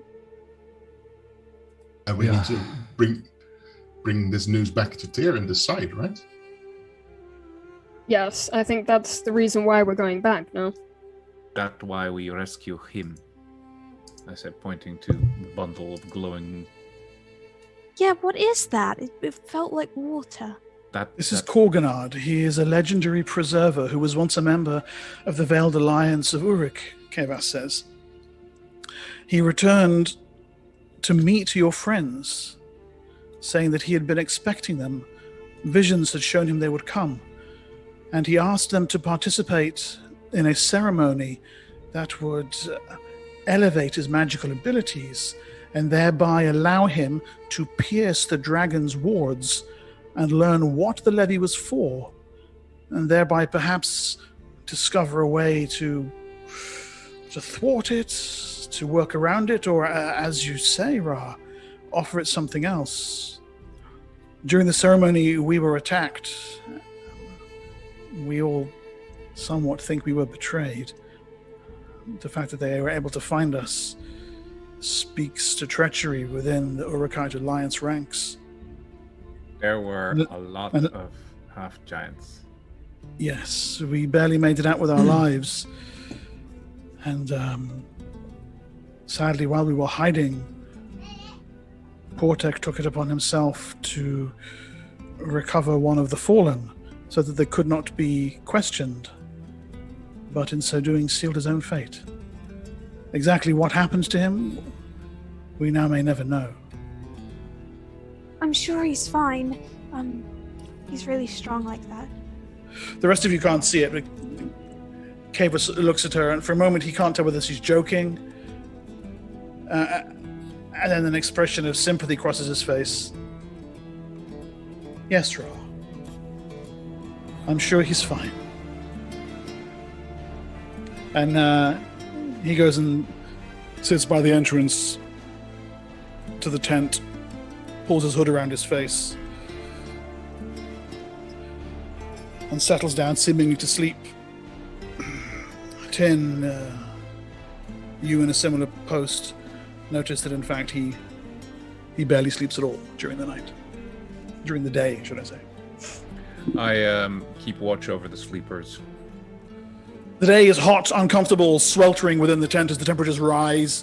The sandstorm outside rises and falls, blows hard and soft, but never quite goes away, a constant sighing companion. And as the afternoon turns to evening, the temperature begins to fall toward the cool of the desert night. The mounts shuffle to wakefulness, having munched their way through their feed, and you know that you must be underway again. On your map, I'll bring you back. I will give you the map back. Thank you. You're welcome. You are currently here. You made it this far in the first day. So directly southwest from there, is it along the line of the escarpments, along the line of the foothills, down here, sort of this direction?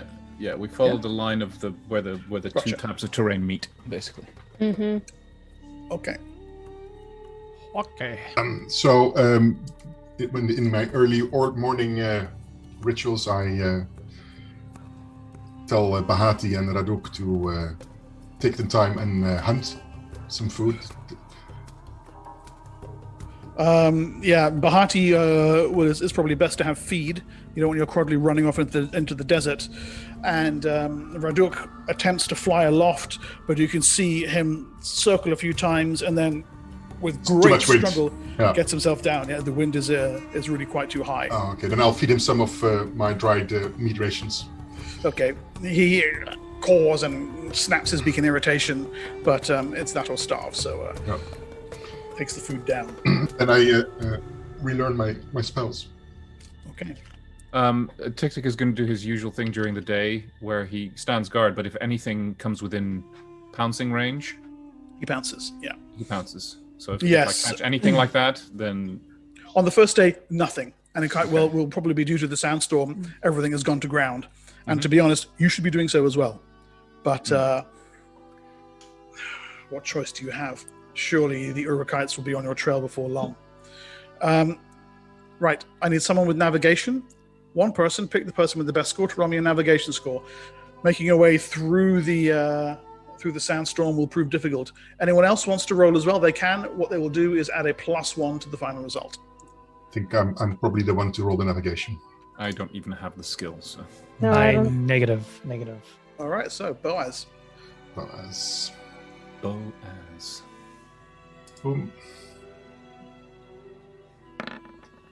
Is it rolling? Nice. Yeah. Okay. Yeah. Okay, that's good. All right.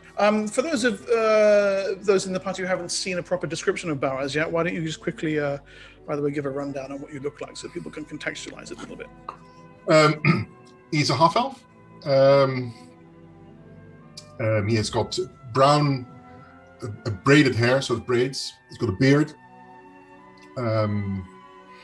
He's got blue eyes with a yellowish corona in the center. And he's got a very friendly and easygoing demeanor and appearance. He's fairly quiet. He keeps to himself. And he chatters a lot with his animal companions. He seems closer to them than to people around him. Totally. Yeah. Right. Boaz immediately proves his worth. Clearly a skilled desert traveler. He shows you how to pull masks around your faces, how to keep the sand out of your mouths, how to moisten the exterior of your masks to prevent yourself inhaling too much dust. And mile by slogging mile, you make your way south and west. It helps a little to be at the edge of the foothills. But in truth, they are like great slabs of rock that have come down from the ringing mountains. And as if the dragon himself had slammed his fists into them, they are shattered into spiderweb canyons. The choice is slipping and sliding back and forth through the dunes, or picking your way, your mounts pulling their feet up from the ground over sharp and broken rock. You manage maybe half a dozen miles throughout the night, which puts you about here, just at the mouth of what would have been a great valley leading up into the Ringing Mountains. At the time the sun is threatening its rise over the horizon, the winds have actually died off, the sandstorm having blown for no more than 2 days. And just in the last hours, you send Raduk up to scout, and cawing in excitement, he comes back down, reporting another 5 miles distant is an oasis. To reach it, you would need to journey well into the heat of the day. If you rest here, you will make it just before the end of the next night. What do you choose? And it's notable because it doesn't appear on your map, actually. It doesn't appear on my map. No, if you look at the map there, there's no oasis. But he reports it to be actually just about there. Is it real though? The Kestrel suggests it's about, as I say, about 5 or 6 miles out, directly across the sandy wastes. I asked the Kestrel, did you see it? Yeah. Did you smell the water? Yeah. Okay, that's good enough. Ta-ta. I think we should make a B-way for it. It's not just a visual thing, it is also something that he smelled. What do you think? Well, you know how to tread these lands better than us, so we'll follow your lead. I say we wait until nightfall. No, I agree, but we go to the oasis, right? Yeah. It makes sense. See no reason not to. Okay. You camp then for that night, at the end of the night, and swelter out the remaining day. No need for saving throws. No one's expended any spells. Nothing to regain. Do I still have to regain mine? Because I didn't get it last time. Yeah, maybe you make me a save. Yeah, go ahead.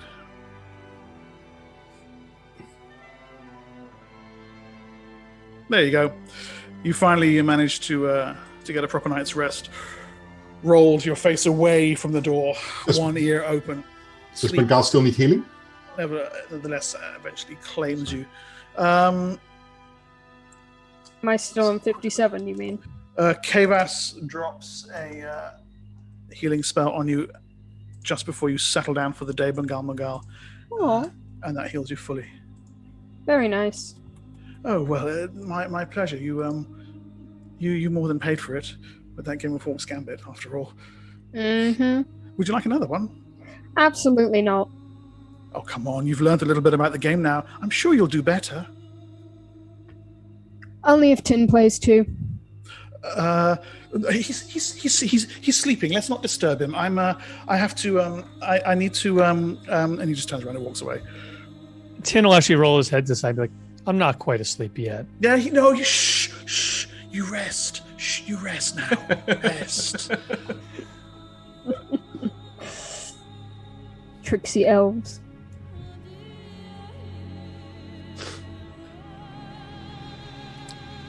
The day is long and warm, but passes sooner than you might have thought. Kavas wakes early as the sun is still setting. Joins you, Tick. You have managed to snag a trio of Zatals during the day, skinning them, preparing them for a breakfast. Without a word, he sits down opposite you. Helps. I dry the meat that we don't use, unless we all use it. But You would, Portek, I mean, he, you had known him long?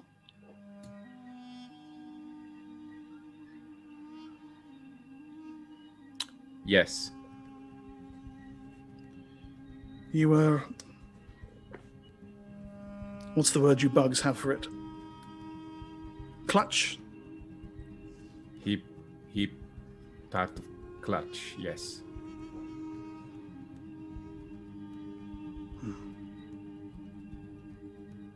He dead. You think he's dead? Yes. The others aren't sure.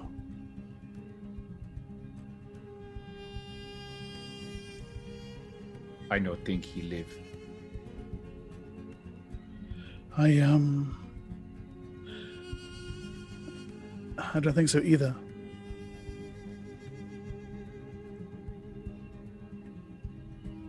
If they take to Hamanu, he dead.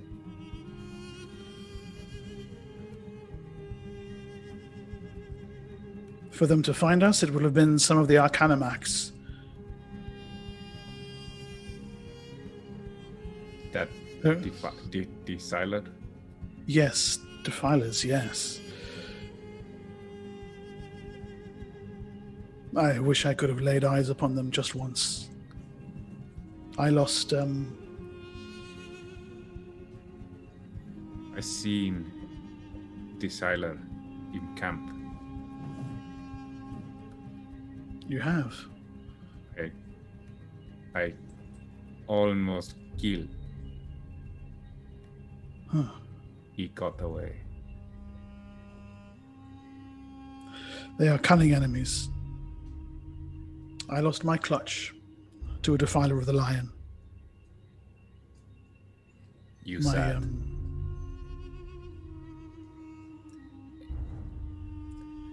Yes, Tick Tick.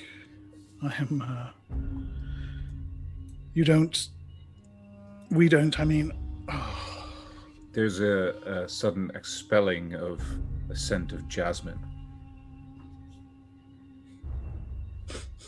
Was that you? He looks, his antenna go down. Well, I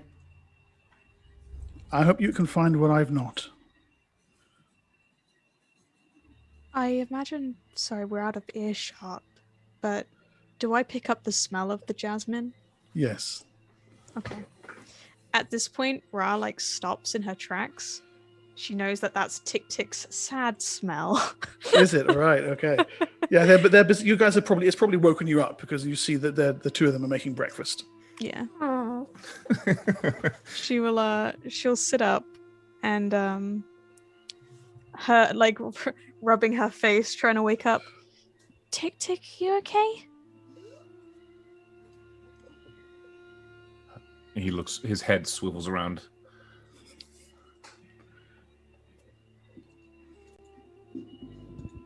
Yes. We were Zital. Holding out some cooked Zital. Kevin shakes himself. Yes.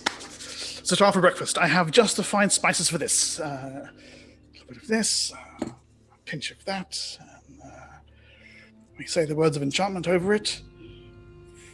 Tastes good. Come on, everybody. Breakfast is served. And Ra heads over. his mask is once more in place. Is is it nighttime already, or? Yes, the moons are rising shortly. The sun has gone beyond the horizon. The sky has bled from that strange olive to a deep starry purple in the skies. You can see the constellation of Balamarash, the caravan, a good omen for travelers, high in the bowl of the heavens above you. Ra will take a seat next to Tick Tick, and she'll pat him on the head, and will just kind of lean in and just be like, I know that's your sad smell. If you want to talk about it, I'm here, okay?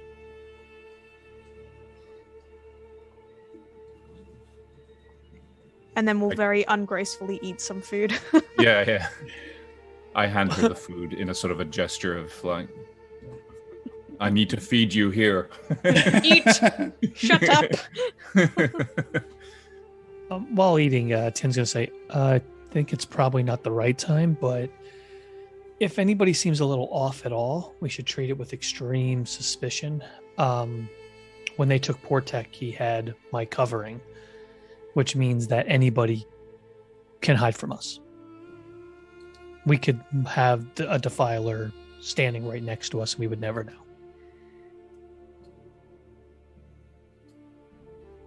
We should make a code word that only us know.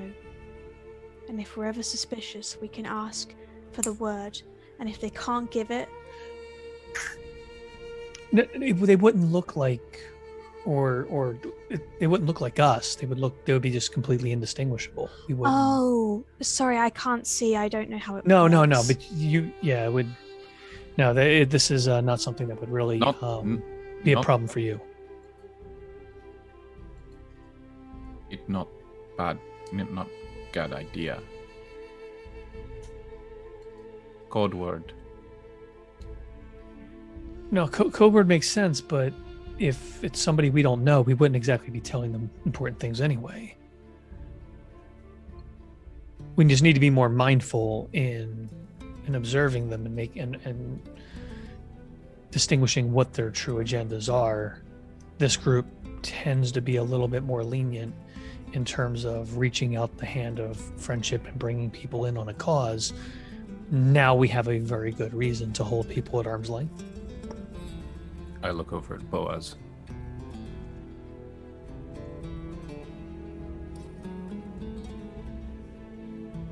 I heard of him. But I think he was with Ra when Portek was taken, so it couldn't... Good point. But it is but also a secondarily good point. How do we know you truly are who you say? Boaz? Oh, you're asking me? Yes.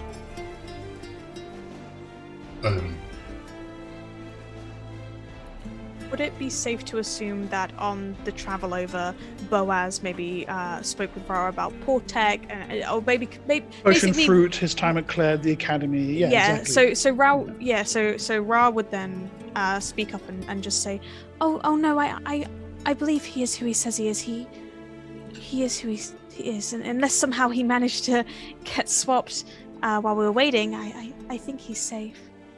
Also, healing a terrible way to kill your enemy. Yes, he's been very kind to us. I think he's all right. Very well. And then she'll lean to Tin and just say, "What about that guy?" And we'll point to the other gentleman who introduced himself to Ra. But Ra cannot remember his name. I remember his name. I remember his name totally. I just Ra can't remember. I don't think that Kavus is a traitor, but he did steal my money. So and lost that fair and square. Mm-hmm. Yeah, Constantine. He would stand up and very nicely lean in to Ra and whisper, "I don't trust him as far as I can throw him." Well, that's quite far.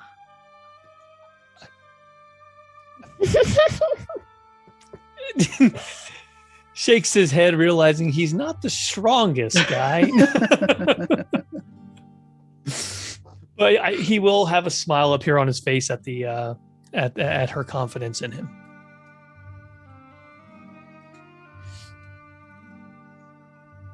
Are we leaving? Night has fallen. You break camp, pack your belongings away on the Inix and the mounts, and indeed set off once more in the direction of the oasis spotted by Raduk. Here at the edges of the ringing mountains, their foothills, where the canyons meet the desert, wildlife is a little bit more visible. Herds of Zatal, whom Tik-Tik terrorizes, picking off small morsels for cooking later. A flock of wild castricels that fly out of the desert and back into it again before the moons are past their zenith. And from the canyons themselves, strange cries of creatures, the identity of which you are unable to recognize even by the loud fluting throat noises that they make. But it is when the moons finally, as you top a particular star dune, shine upon the oasis down below. You can see shimmering, placid, crescent-shaped body of water surrounded by mud, and then up and around that, yeepo trees, stands of reeds, thick and thin both, little patches of desert grass. I am it's the real deal. Immediately going to do an observation check to see if it's not one of those weird bushy plant things with dead things around it that had. The bloody timorous thing. Yeah, okay. Give me an observation. Yeah, same. Sure, Can I do the same? Because I've been fooled before, so. Yeah. I keep thinking my observation's good, but it's not, is it? Yeah, I just need to get to the character sheet first. What about survival? Would that help? Yeah. If you have, do you have survival sandy wastes? I do. Yeah. I do as well. Yeah. Okay. Anyone who's got that can roll it. Sorry again. What are we rolling? Survival sandy wastes if you have it. I'm going to use my D6 inspiration. Huzzah! And hopefully I rolled a 3 and above. Yeah. There you go. Yay. Okay. Nice. So Tik-Tik, no. Matthias, yes. Mine's a 12. Okay. Still starting up my sheet. Can you give me a roll, Mark? Oops. Sorry. 6. Yes, good. Okay. You see nothing untoward. It doesn't appear. The oasis actually appears to be an oasis. Although with the thickness of the brush around it, it is entirely possible that there could be things living there. It is almost certainly that there's going to be wildlife of some kind. It's too good an opportunity for the creatures of the desert to miss. Mm-hmm. So, with a degree of caution, then you approach, finding a safe spot on the outside. You have another couple of hours of nightfall left, so enough time to set your camp up and perhaps head down to the water to refresh if you want, or to go amongst the trees and plants of the oasis and pluck those fruits and berries, which those of you who have survival in this terrain know to be not poisonous, psionic, or likely to try and strangle you, or both. Yes.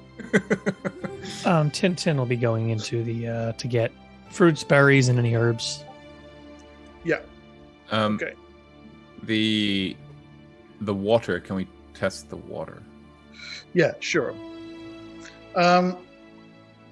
Okay, so Constantine, you work your way among the plants. Kavas going in the opposite direction. The pair of you getting some little wallela from here and there. There's a small stand of Johnny pears, which, as you already know, are really quite delicious. And you make your way around them, gathering up armfuls of nice, fresh fruit that will ease the travel in the desert quite substantially.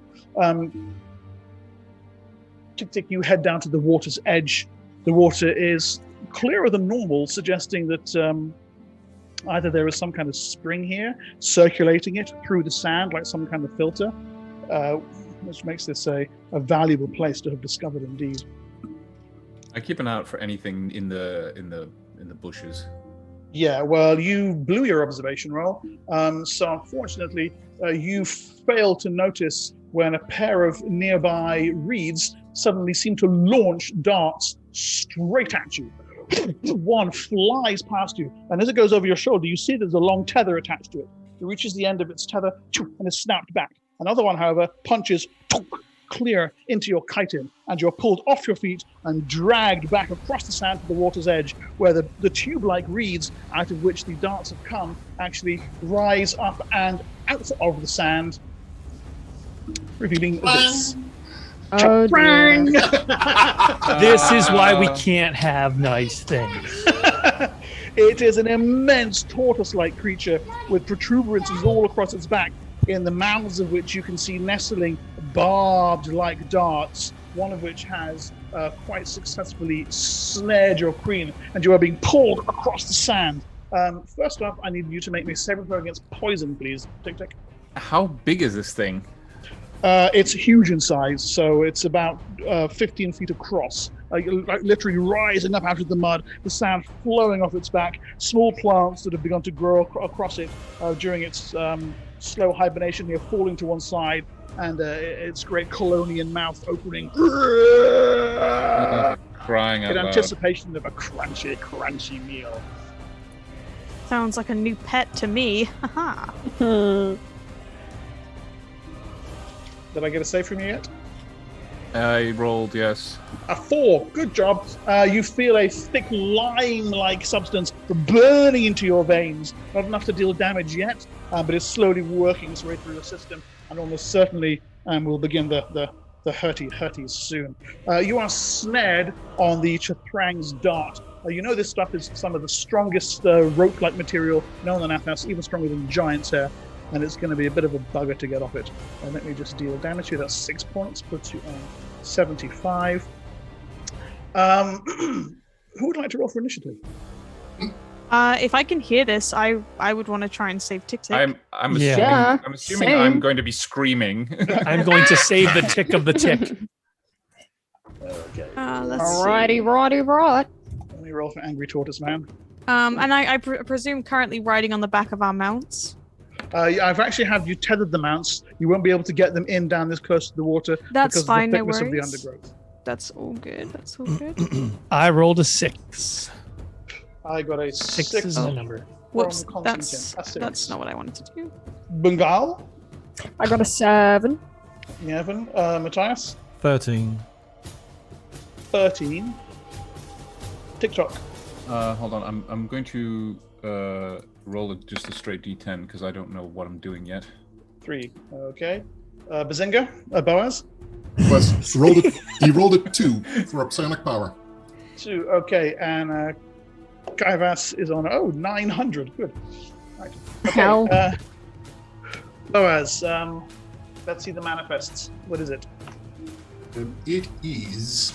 Let me quickly go to my sheet. Oh, as a man of many talents. Yeah, it's one of Carl's Darkson characters. It's got 6 classes. They have 3 classes each. Here we go. I'm going to go for the accelerate. Ah, good. On you. Okay. Yes, let's see. Oh, just. Yeah. Okay, right. So that doubles your movement rate and doubles your attacks. I'm actually going to follow through with an extra 5 points to make it triple. I need to make a roll for that, right? This is the power manipulation thing. Yeah. Yeah. Go to my proficiencies and go for the. Where is it? It's not there, damn it. I'll do a 1d20, yeah? Yeah.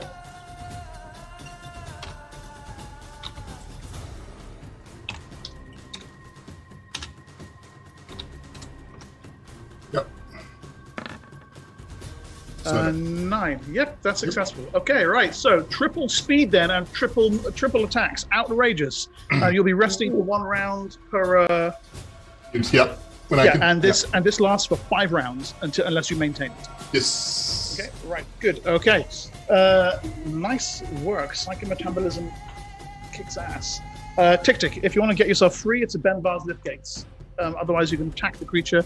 It is armor class 22. Could I try to sever the rope? Yeah, Ben Bar's Lift Gates.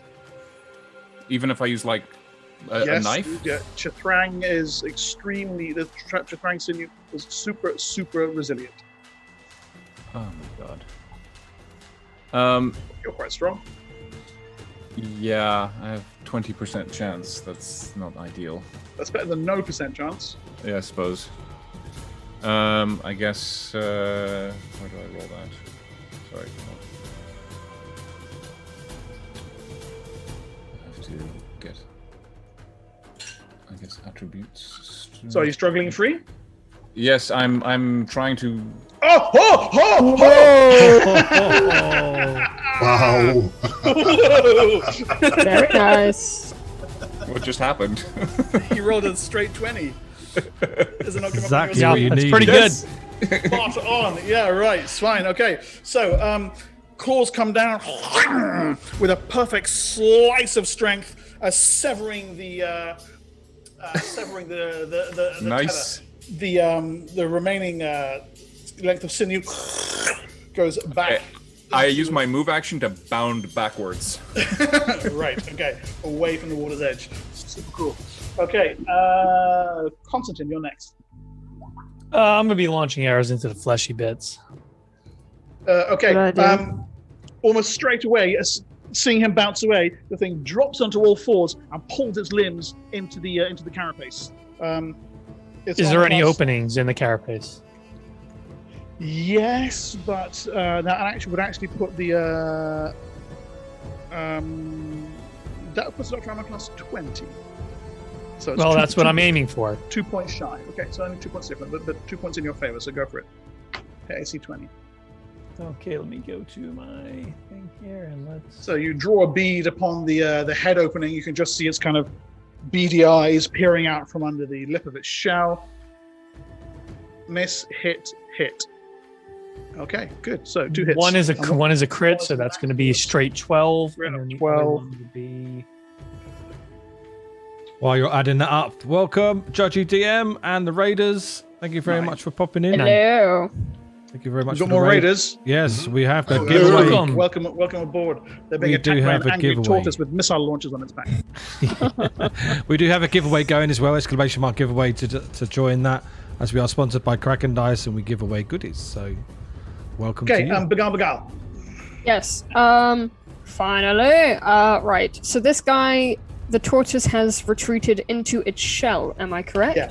Yes. As you go charging toward it, you can see on either side of the shore those kind of tubriferous protrusions on its back. There's 2 more little mounds rising up. You realize it's not alone. Hell no. Okay.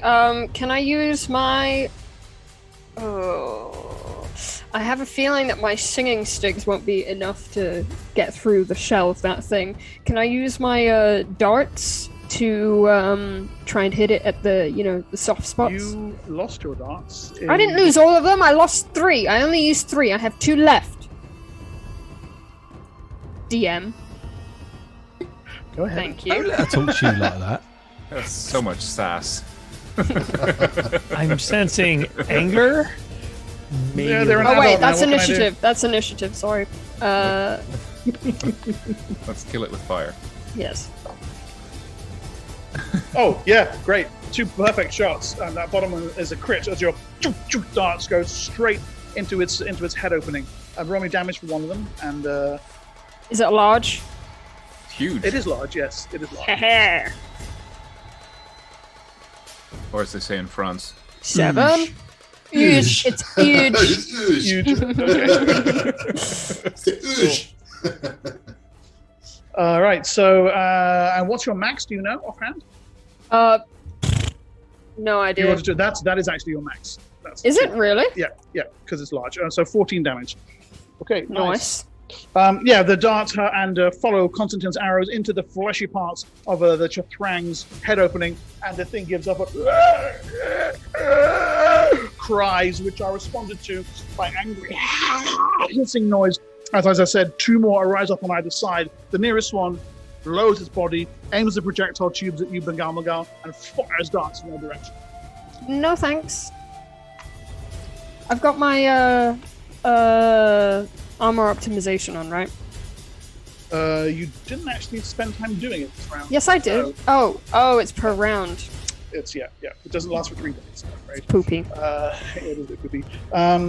What do we got here? +9. That's 60, and I'm across 25. That's a hit. One of them slams into you, drags you off. You take 6 damage right away, putting you on 57. Save against poison, please. Where do I do that? That's on the same sheet as your attribute scores. Okie dokie. Poison. Bottom right. Yep. There we go. Oh, too bad. Both of you have failed. Again, you Oh. feel that strange lime-like burning in your veins as the venom on the edge of the Chathrang's tethers begins to eat into your system. But worse than that, you are pulled clean off your feet and dragged across the sand straight toward the Chithrang as its mouth opens. As you can see an empty throat and a fat purple tongue. Please, I taste bad. Sparkling meat. I taste through my tubes. And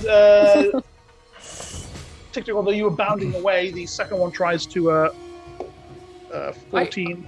It's armor class 22. No, 23. That's a miss. 23. It's 14 plus 9 is 23, and your armor class is 23. You are snagged by another one. Another save against poison, please. Only for a single point of damage this time. Leaves you on 74 hit points. It only penetrates the outer layer of your chitin, but nevertheless, you are snagged. Give me a save. I'm trying to find the thing. Give me a second. The thingy. I need to get to the thing. thingy. The thingy. Look, the thing is with the thing I haven't found. That's a pass. Okay, good. Doesn't get deeply enough into your chitin to deliver its venomous load, but nevertheless, you are once again snagged. You said load. We're adults. I'm not. Okay, so Kybras runs over to you, Bagal, and puts his back into trying to pull you free. 17, almost, but can't quite. You have got a D6, remember? DM, you could use it for that. I also have a D6. Don't be an asshole. Matthias. The two that are snagged, I fire poison darts at. Yeah, good. I hit Tic-Tac and Bengal, yeah? Yeah, they're exposed. So that's armor class 12. Okay, first one. I have rolled it. Yes, hit. 29. Way. Save versus poison, death. Oh, you bastard. Right, first one saves on a bastard. 4. Ah! Okay. Death. Yeah, which one was that? The one with Bengal or the one with Tic-Tac? First one was... I'll let you pick. Okay, roll 1 to 3 is... that's 1. Bengal. Okay. Yes! A dart flies over your shoulder, gets into Chithrang right under its throat. The second one hits as well. Saving throw is a 18. Okay. Immediate takes 20 plus. Hang on. It's large, isn't it? Yeah. Oh, why does it take so long? 28 damage. 28. Okay. Roll 20 is being super laggy these days, I know. Okay, so Bengal, the one that has been struck by a dart that has flown over your shoulder, takes it in the throat. Froth bubbles up out of its mouth as the fast-acting poison takes effect immediately. It slumps. You are still, however, stuck with its dart having gone right through your leg. Is that dead as well, is it? The first one that you hit, yes. The one that was grabbing Tic-Tac, no, it's just been injured. Okay, armor class 33 for that one as well. Oh, this is the third dart, is it? Okay. Yeah. That's a hit. And this is on the one that's got Tic-Tac, is it? It is, and it's a -6 to your save. Well, fine. Oh. Damn. So that takes 30 plus... No, it dies. Oh, it dies, okay. It's just dead now, man. Matthias is dragging Stop, the it's floor with the already- DM. Oh my god. Stop, it's already dead. Yeah, okay, so only the one that's been, what are you rolling for? Oh, that's Ra. Okay. Ra's just rolling in anticipation. It was lagging, so I figured I'd get... I'm sorry. How Sorry dare to be you. prepared. Sorry for trying to be ready. What was your initiative on this round, by the way, Ra? I don't... Oh, same as Matthias, so I just figured I was going after him. Yeah, okay, so, and there's only one left alive, the one that was initially targeting Tic-Tac. So I suppose you kind of stride through the reeds now and deliver 43 points of damage to it. Oh yeah, I charge forward, swing the Latulus inside the little curve where he's ducked his head in, and then do like a 180 spin and do the other end in there as well for 2 hits. Oh god, it's like a kind of giant blind can opener. The thing well is tonight. just slain almost immediately by the double attacks from Raz Latulus. And in a single round of combat, all 3 Chithrang are slain. Oh my goodness. Yeah, we're just so good. Look at us, guys. I'm going to use my animal lore to take what I can from these. I think that's a smart idea. Boaz is going to help you with that. Can I spend some time cutting the tether that's stuck to me? Yes, it takes you a little while to get it loose. Just hang on, wait a minute. 1 to 4. So And 9 is less than 17. 2. And Boaz is 4. going to You managed to gather 4 doses of Chathrang lime.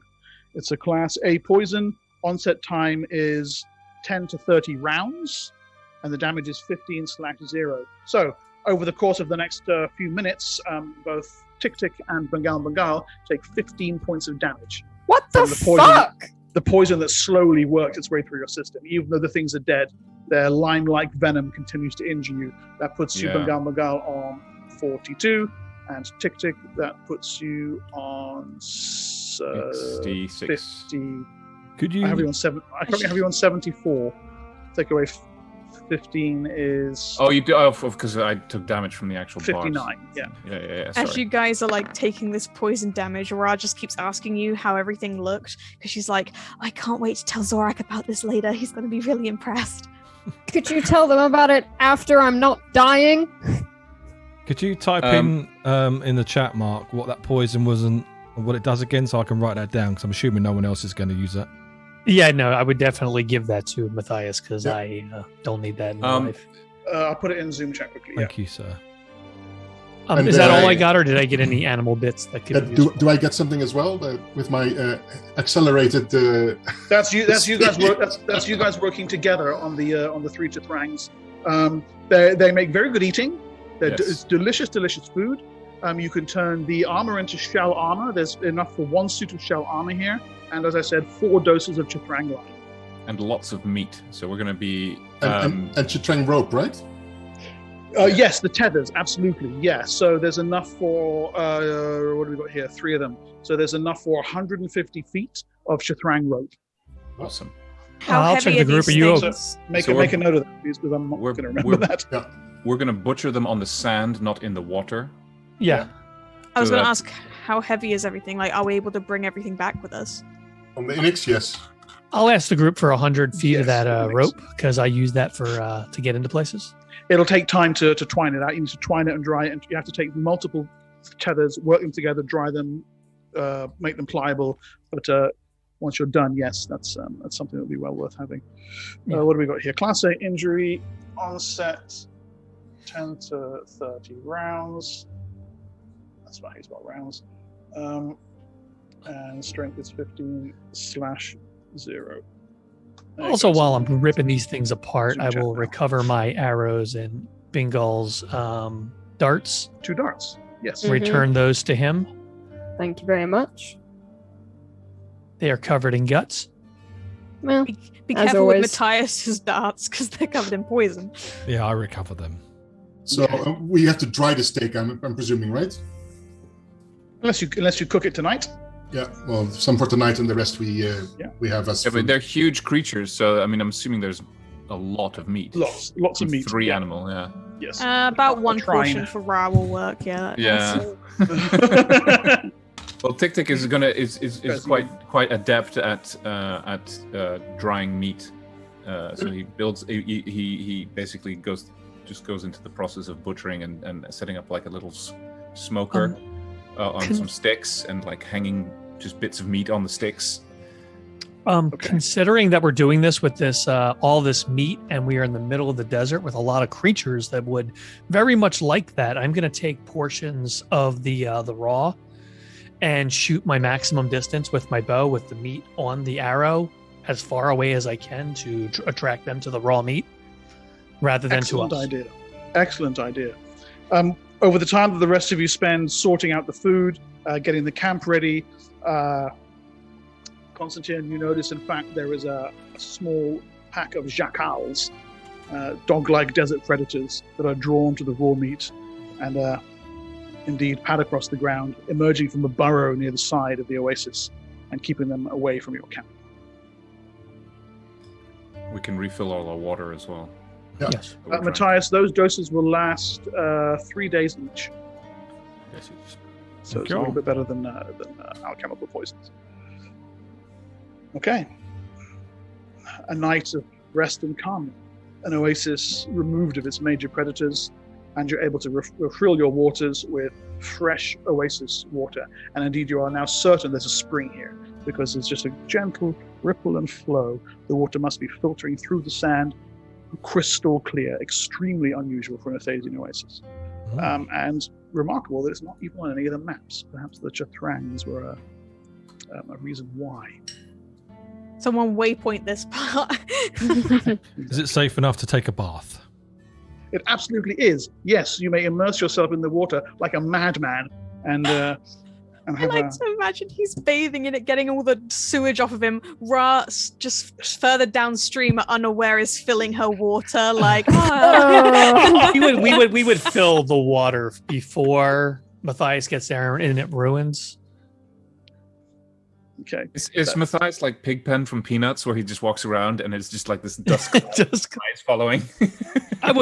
Tim would clean up a little bit, but he's not gonna, sully too much of the drinking water. Matthias is in there naked. Yeah. Oh, that is not. We didn't He's need got that. no shame. No shame. And knowing that, I knock an arrow and wait, guys. Is this our beach episode? Wait, It totally is. everyone in the oasis. I'm not getting in the water. It's just unnatural. no. We know how that ends for you. Yeah, Exactly. I can drink it. All right. I want to use some of my. I have a dose of painkiller. Will that actually help to heal some injury? It will heal some. It'll heal some for a while, and at the end, some of it comes back, but a little bit remains healed. I'll use a healing salve on Tick Tick. Oh, okay. Nice. Are you very wounded, Tick Tick? Tick Tick has taken 22 points of 22. damage, Okay. and Bengal has taken 21. Oh wow. Oh yeah. It's the poison that hit him. Mm-hmm. I will come over and after I've taken a rest, I need to have a little bit of a rest after this battle. Yeah. How injured is Bengal? Bengal's Very. taken 21. I will walk up and say, "You fought well." Pat Bengal on the back, and I will cast Elemental Bonding Oh, nice. Okay. and walk away like nothing happened. Right, give me Sounds a roll for about that. How much is that? Let me look it up. I don't have all my cards. This is when he rolls minimum damage. Yeah, nothing happened. No, that's what is that? What is it? 1d4? I think Carl? it's just U4, isn't it? Yeah. 5, 10. It's a 2. Okay. So healed for 2. All right. Did you say Boaz is doing some as well? After he rested, he will be healing. Okay, so we'll assume that there's only kind of 20 each. With Boaz, Tin, and Kevas working their way through the group, we can assume that those few points of damage are healed across the party. Yeah, I was going to say, while he's healing, he's doing that while healing her or healing him. So he's kind of mixing it in. He's like, oh, here's a bandage. Yeah. A little extra. Bagal, there's in addition to the kind of physical bandaging that Constantine's doing, there's something about, your mind must be playing tricks on you. There's something about his breath, the way his breath seems to wash over you. It's the most soothing thing when he's kind of leaning close to your shoulder, working on the wound where the dart went. You can feel his breath blowing across the side of your cheek. It feels like, well, it reminds you of Portek. It reminds you of Portek's healing magic, but not an earthy feel, a loose, breathy, air-like sensation. Is Constantine casting spells on you? Does his breath smell? It smells nice. It smells like happiness. Smells like Come from Tim. That did not Entrails. come from him. Are you saying it smells like cinnamon? Oh, happiness for me smells like entrails. Yeah, Oh, cool. as I said, Matthias is bathwater.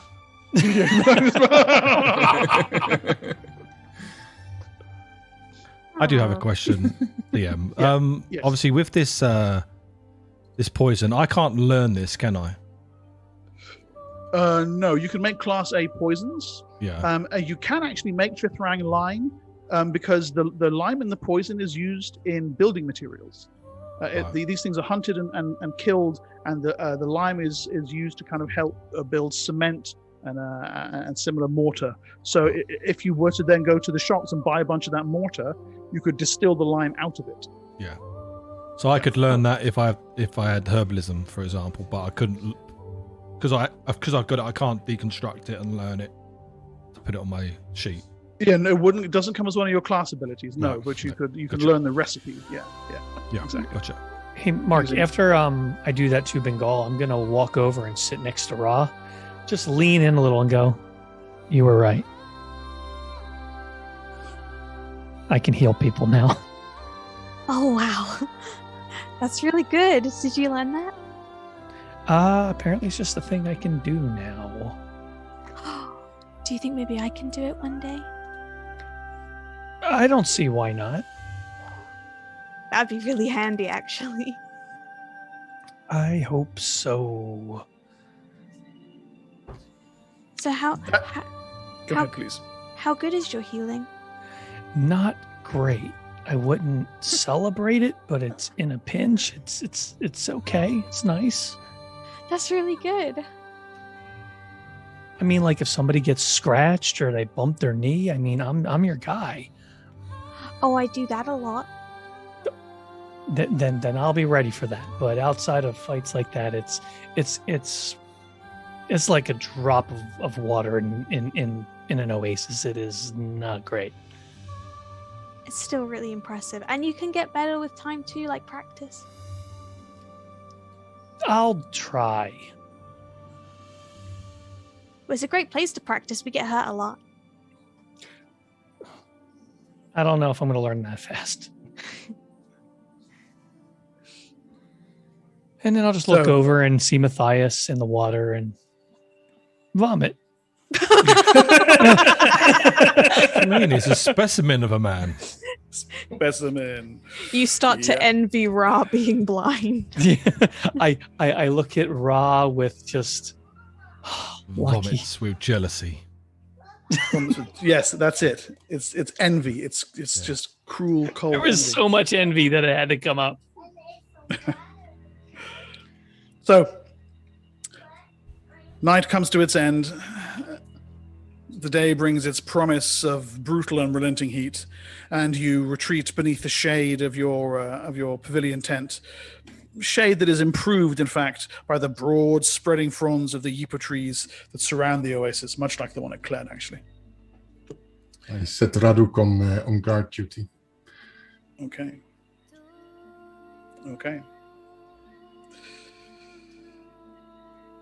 Sleep overtakes you, although not you, Tick Tick.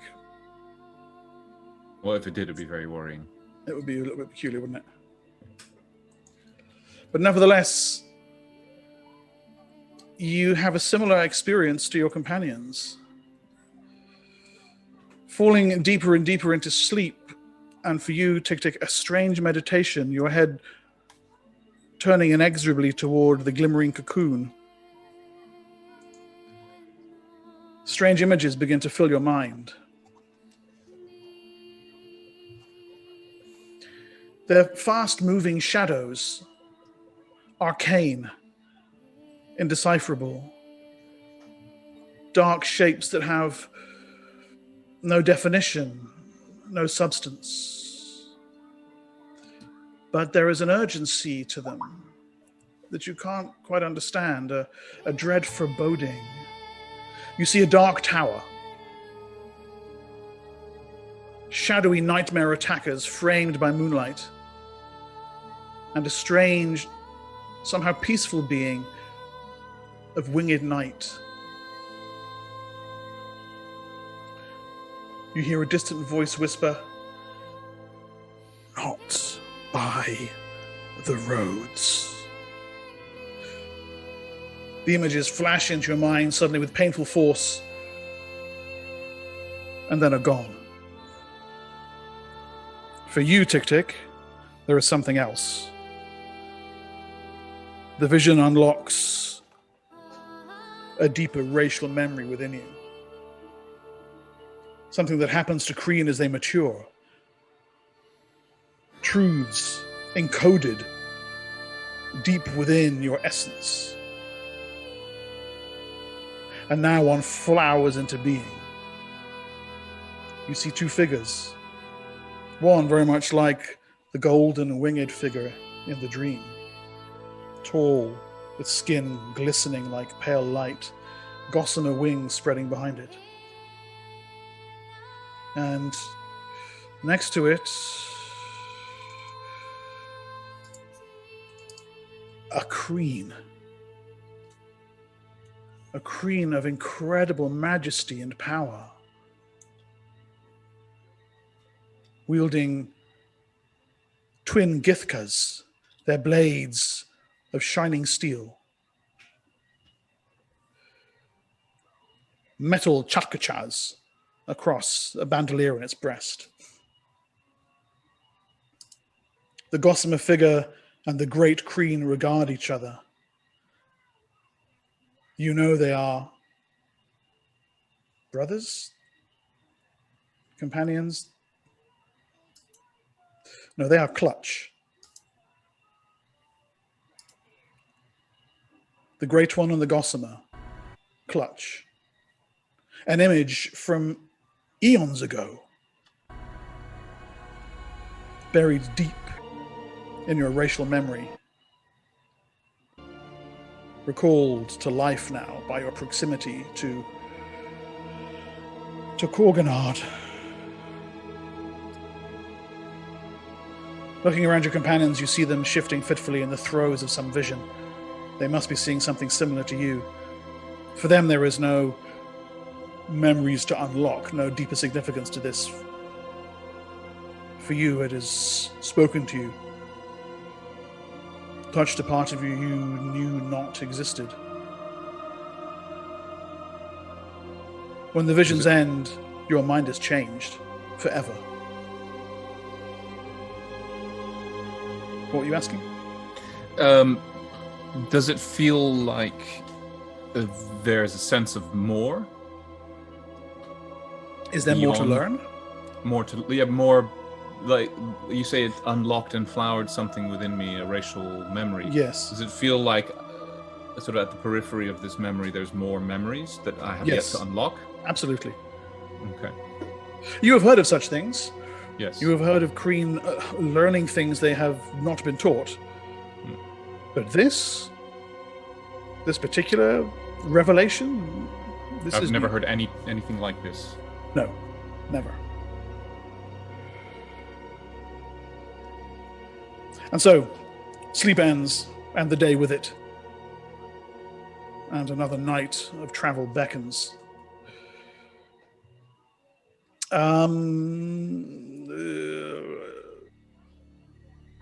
Bingle Bangle. You are busy pottering around the mount, around the Inix, while Ra is helping pack up the tent. You're only little, you can't carry something that size. So you're sorting out the bit and the bridle and making sure its feed bag is attached and the poop bag at the back. Can you, you don't have the observation skill, do you? No. Could you roll me a wisdom, please?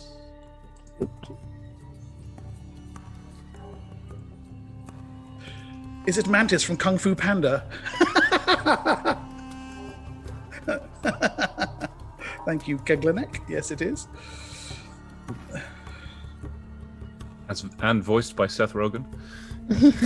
All right. Wow. Nice. Okay. So, Bingle Bangle, you notice as you're working on the Inix, you catch sight over the nearby dune, just at the periphery of the oasis.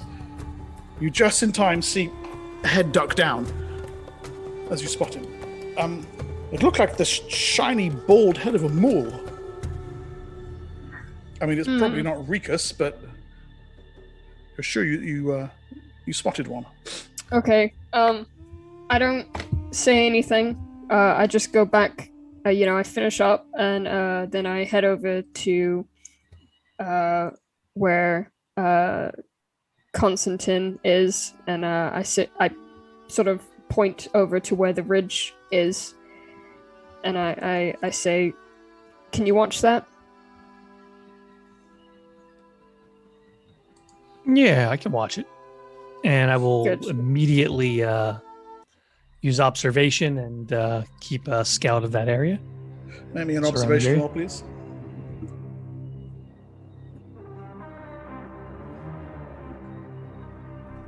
Okay, nice. You can see under the starlight, the moons aren't up yet. There are footprints going up the side of one of the dunes. You can just make out where the sand has fallen in little waves down the side of the slope. Bagal, what do you do? I'm not quite sure. I don't think I should go over there to investigate just We yet. could go tracking. Sure. As long as I'm not going on my own. You're not. And I will begin tracking. All right, it's not a hard bit of tracking to do. You stumble across them fairly quickly. You can actually, as you draw close to them, you can hear one of them saying, "I'm not sure the Halfling spotted me. I think I got away." On observation and acrobatics. Okay. That acrobatics number doesn't look right to me. That should be a pass. Yeah, I don't know. I just pressed the button. I will double check that for you. Okay. What How you many of them? spot, there are 5 of them, and in fact, there's the picture. They're not necessarily doing this at the moment, but at the edge of the oasis, hunkered down behind one of the dunes, it is a small group of mules. The clothes they're dressed in look as if they're made quite simply from the plants of the oasis. Reeds turned into a breastplate. Weapons made from curved bits of branches and thorn. The 5 of them were in a hushed conversation as you just emerge around the side of the dune. And one of them looks to the other. "Well, I guess the halfling saw you then, eh?" Hello? They stand. I'll knock an arrow. Okay. It's concealed below my cloak. I'm not. Yeah. Okay, they keep their weapons at the ready. Good friends, hello. Couldn't help but notice that one of your guys was having a little look at me and my friends. That's not a problem, is there? A few glances pass back and forward. One of them steps forward, the guy with the reeds as a breastplate. You're in our oasis. Really? Now, I can't read, but I don't see your fucking name on it. He holds up the weird, curvy, spiky thing over his wrist. Can you read this? Yeah, it looks like a piece of shit. You want to see mine? And I take out my 2 singing sticks. I raise my bow. So, it's going to be like that, is it? Only if you If make you it want like it to that. be. Hmm. Keep in mind, you saw what we had down here, yet only the 2 of us came to look for you. What does that tell you? The leader looks over to the one whom you spotted looking at you from behind the dune. The scout shrugs. Yeah, there's about 7 or 8 of them, and they got mounts, and I think they killed the Chathrangs.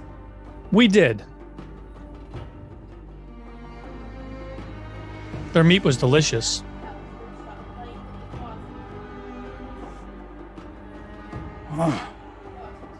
Look, we don't want any trouble, the leader says. Neither do we. Neither if it ends with anyone getting killed.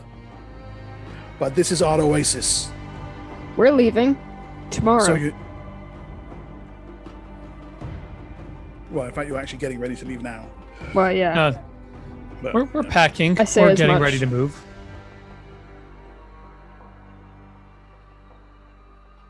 You can see the tension bleed out of him somewhat. Blades lower. Good. All right, good. You got any of the Chithrang meat left? We can see a little bit left for you down where we are now.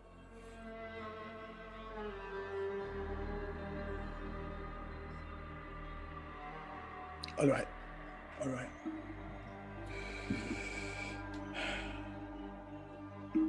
Axamar, he nods to the scout. You go make friends. Tell me you want no trouble. Bring back some of the meat. Axamar looks like he wants to protest. The leader actually growls at him. All right, the scout says, all right. Come on, I will be your hostage. You're not a hostage. He said make friends. That would make you a friend, correct? See that, Tyrok? Friends. Tyrok growls at him again. Axamar sheathes his wooden blades down his side and allows you to lead him back down around the side of the dune to where your companions have more or less finished wrapping up the camp and getting the mounts ready. You see Constantine and Bagal round the edge of the dune with a mule in tow, clad in some of the most basic, least sophisticated gear you have seen in a long time. Look at this. We have serviceable. guests. Oh, guests? Yes, it's the inhabitants who generally make this oasis their home. They'd like a little bit of the meat. I see no reason we can't leave some behind for them. It's a fair trade, the mule says. I mean, I don't know, but those creatures could have been giving them a bit of issue as well. So, who knows how Matthias, many of get dressed. Why is your half-elf not wearing any clothes? Yeah, don't worry about him. it's his custom. I stand up to like full height, kind of stretch a little bit, and then approach with like a small portion of the meat from what we'd gathered. Okay. He doesn't actually say anything as you draw near, but you feel his slightly trembling hands take the meat wrapped in leaves and thank you. That's all right. Do you need any water? I mean, I know that our friend was just bathing in it, but... What? That's disgusting. That's an oasis. What's wrong with you? He's not. He didn't. Like we said, it's his custom. He has some filthy Tyrian customs, yeah. Keep clean, you filthy lot. You're from Tyr. Boaz moves over to Tick Tick. Do you have a use of what Portek gave you? The shield and the spears. Can we talk about this on the road, maybe? Well, it looks like they might have better use of it than... Yes. He mentioned, are we from Tyr? No, I used to be from Tyr, but we now obviously live north. You live where? You're out in the middle of nowhere? We were literally off adventuring from Urik, so... Urik? That explains the dust clouds. Dust clouds? There's a large party moving through the desert from Urik on your tail. We've seen the dust clouds all throughout the day. How far behind? At the moment, half a day, a bit more. You've been resting. I don't think they have. Okay, that's it. We need to move. All right. Mark, I'm gonna dig into my bag and pull out Tin's original, like it's not a bad cloak, but it's his old cloak, and I'm gonna give it to the mule and be like, "This will help you hide a little bit better in the sand." It's not one of his special ones, but it's his old sandy one.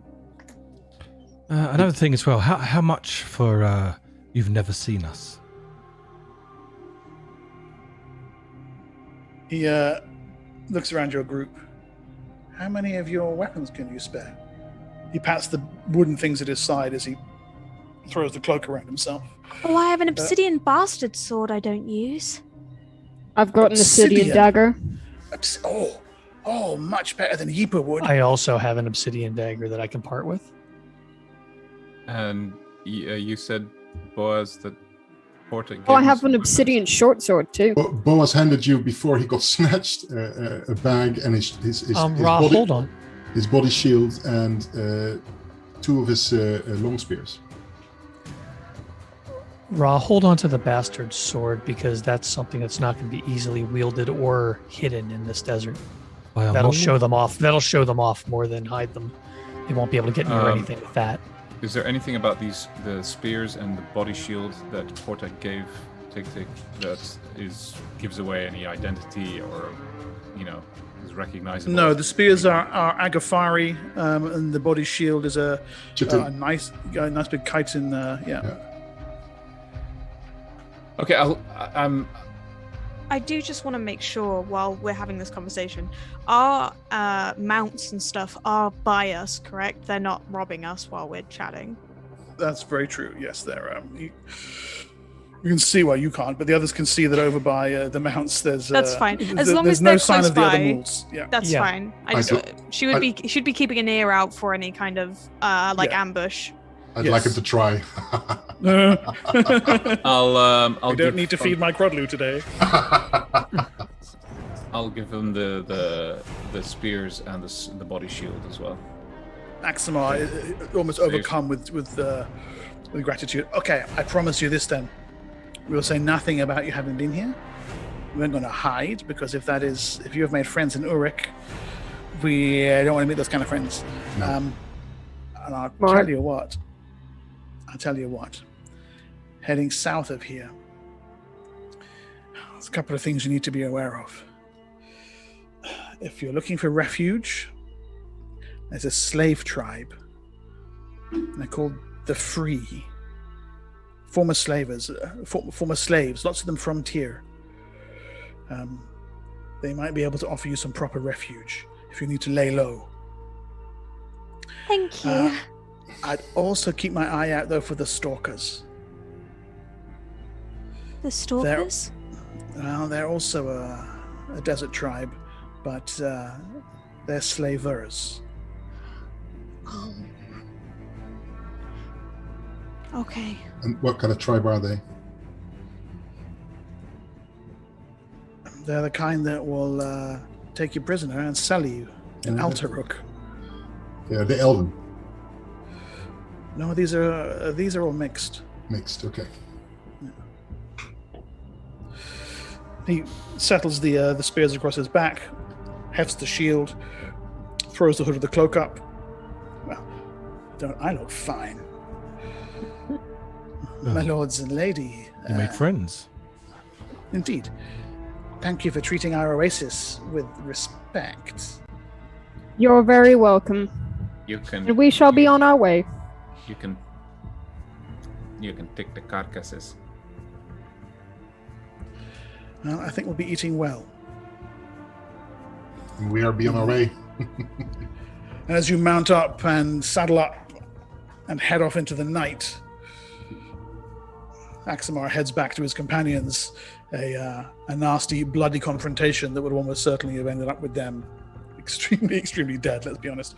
And you leave the hidden oasis behind and continue in your almost arrow-straight southwesterly line back in the direction of Tyr. And let's go back to the map. Oh, those were nice people. Yeah. To me, like slaves that fled. Yeah. Yeah. Well, I'm pretty sure if we had not spoken the right words, we would have been running. We would have been backing up to this location as they chased us. They were quite ready to attack. I like the sound of the free. I don't like the sound that we're being followed. Is there any way we can hide our tracks? Not for long, but for a bit. I can hide some tracks, Keva says, but the entire group no. And what is worse, the area over which we have traveled will radiate magic. So it is proof against mundane observation, but not against those whose eyes have been opened by the lion. I have idea.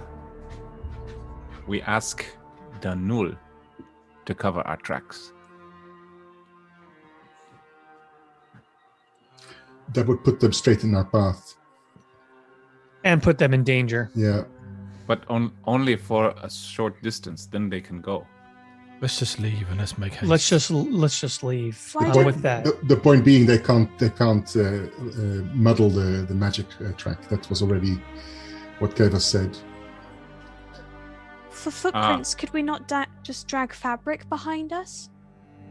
I think we just need to make all haste.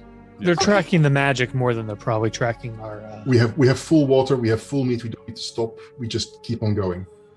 Yeah. Agree. I think that's the best. If we don't, they'll be on us by tomorrow. Exactly. All right, let's go. And then we only hope that they are not faster than our slowest mounts. I'll ride in the back, keep by. All right. And so, off you travel. As fast as your mounts will take it. If you actually want to push it to a forced march, that's completely fine. But then your animals are going to make saving throws and run the risk of going lame. Or you just instead push on at normal speed and perhaps don't rest during the day. That's the plan, yeah. Okay. That'll be twice as many hexes. Okay, that's interesting. Throughout the night you travel, and then into the heat of the day. You have almost forgotten what the heat is like in the deep desert during the day. The sun rises, and it is like a hammer that strikes at you from the heavens, a great, malevolent, glaring red orb that stares at you with ill will, dogging your every step, with heat, with pain, and with dehydration. I want a heat protection roll from everybody, please.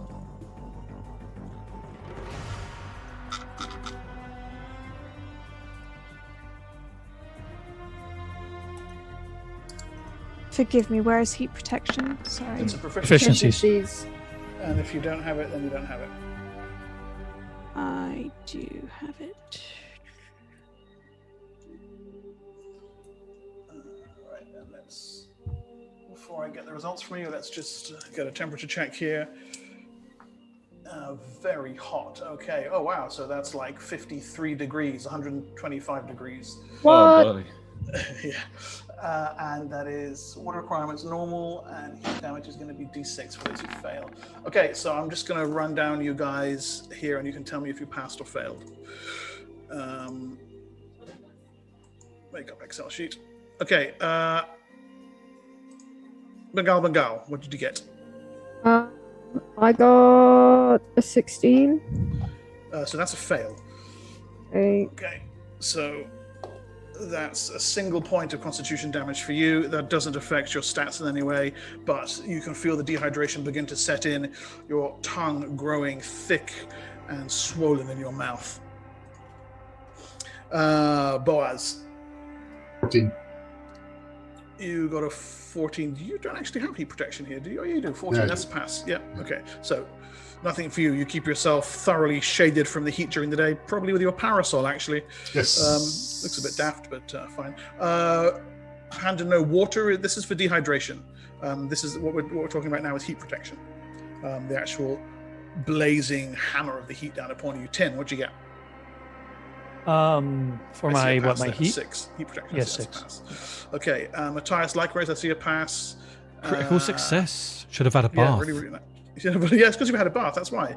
Ra, that's a fail, unfortunately for you.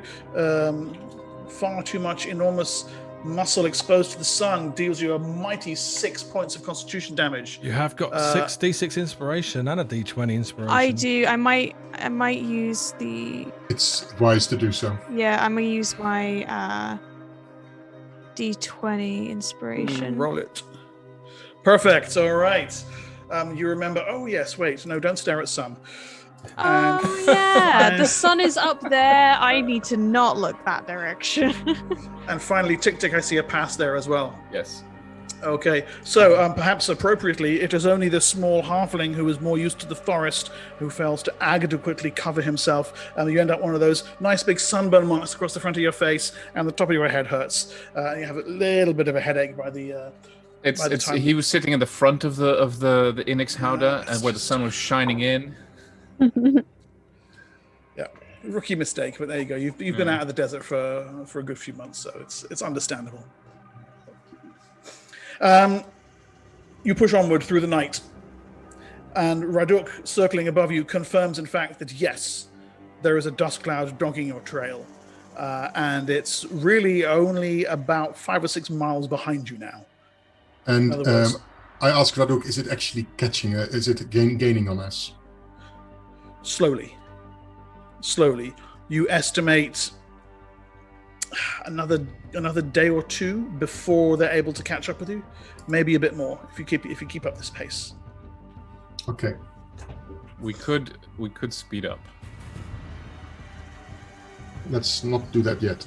Surely, if they do catch us, they're going to be extremely damaged from the heat. Unless they use magics. We don't know what magics they're using to protect themselves. The magic-y kind. All right. That night, I will ask Raduk to have a little bit closer look to see from afar how many we are dealing with. Oh, okay, right. So, Raduk disappears off behind you, fluttering off into the olive flat expanse of the sky. Okay, and returns safely, reporting to you there are perhaps half a dozen Templars, perhaps a dozen guards, and half a dozen half-giants, mounted on a variety of Inixes and Kanks. How did they look? They look completely fine. In fact, several of them appear to have little clouds hovering over their heads. Yeah. Bastards. Furthermore, Raduk reports that there is weird shimmering in the air high above them that moves with them.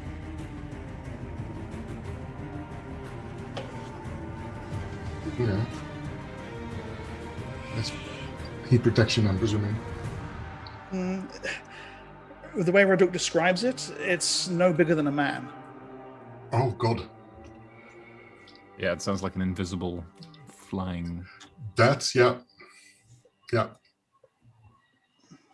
Yeah, okay. Okay, let's get the hell out of here. GTFO! Yes. Yeah, exactly. Okay. The next evening, as you are still preparing to push onward, you spot the second of your oases that do not appear on the map. And this one is... I make notes of them, by the way, on my maps, yeah. Yes, absolutely. This one is exactly here. We're only there? Huh? We're only there. We're only there. I was like, I thought we were... Why is Ra on the map? You've come from Urik to here. I'm try Ra's on the map. Hello, Ra. Thought I'd place where we are. I thought I'd be like That's a a good little point. icon. Yeah, that's cool. More there, actually. Yeah, you've come from Urik to there in 3 days. So that's fast. Not bad. That's not We're bad. doing not pretty bad good. speed. You're doing all right. You're doing all right. Yeah, doubling up overnight has really kind of pushed you on. As you, I'm not going to presume that you enter the oasis unless you tell me, but as you kind of skirt alongside it, you see a pair of Crodlu come racing out to the edge of a nearby dune with riders on. They stop on the dune. You can see their robes blowing in the night wind. One of them puts a long tube to his eye. The moonlight briefly glints off the front of it. It's possible they may be slavers.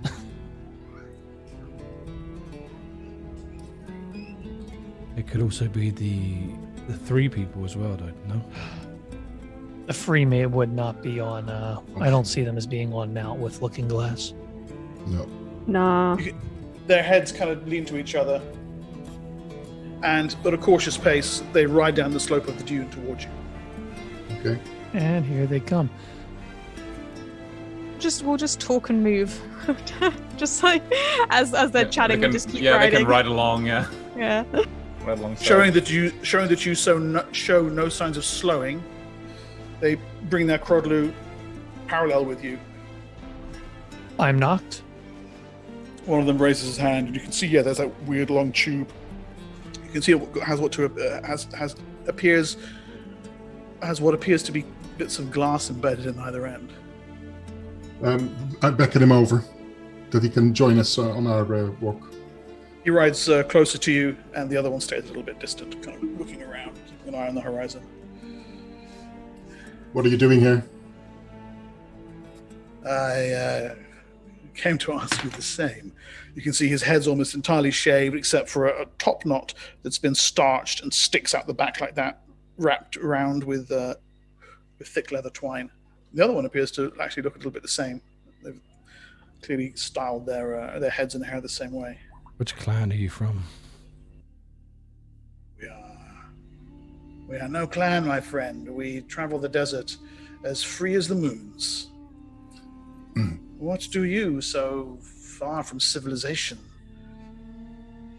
Do you have any markings? Do they have any markings? None, only the distinctive hair. Okay. And where there would be slave markings that is covered up? No, although you do notice this guy has a light ring of scars around his neck. Okay. So are you part of the Stalkers?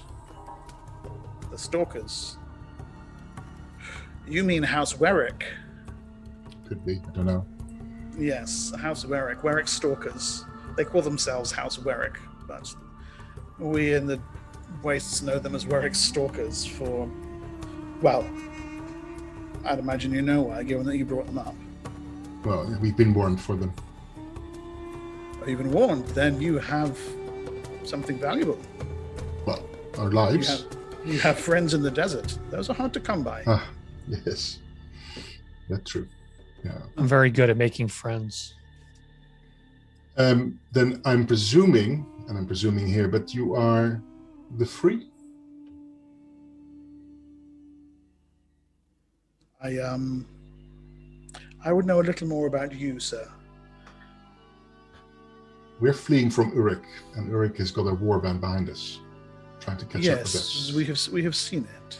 Stay away from them. They're With trouble. our spyglass. We are no friends of the Sorcerer Kings. We've been Yes? told that the three can potentially hide us. Well, there are many tales about the Free. It is said that they have preservers in their midst, but many of those who come from the cities are suspicious of spellcasters.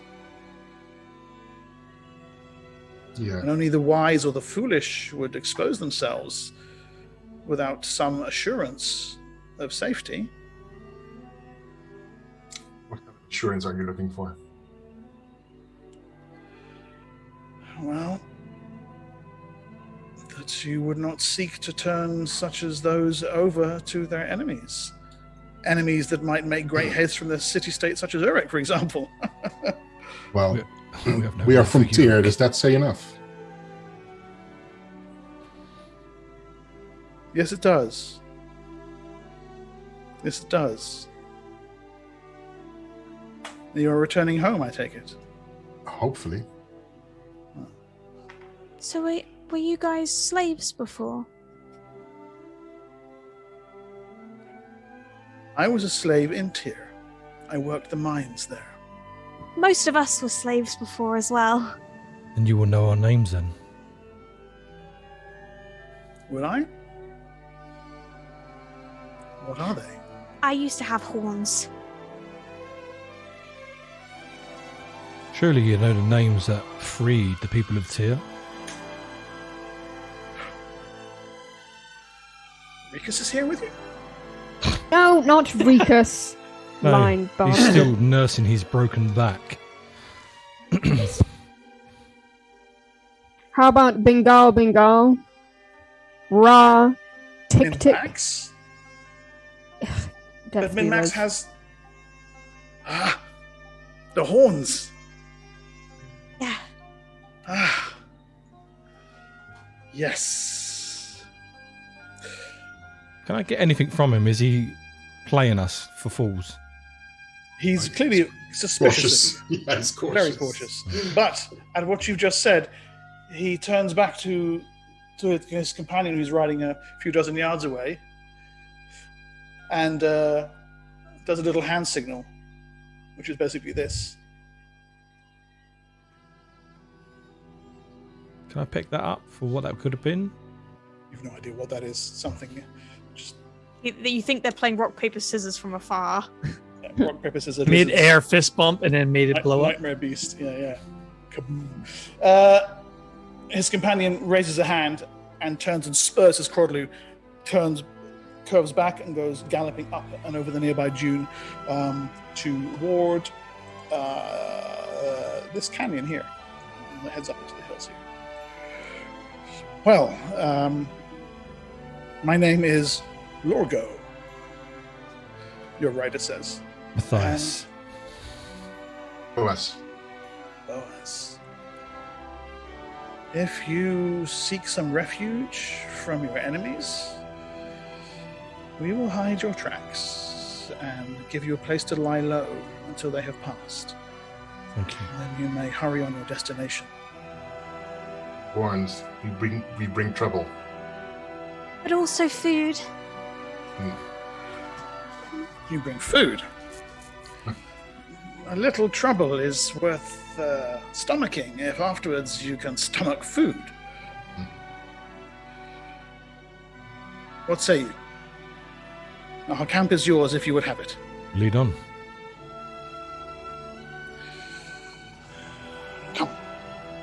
Come, dancer. Okay. And he spurs his Quadlu and leads you basically kind of up and into the canyon in that direction there.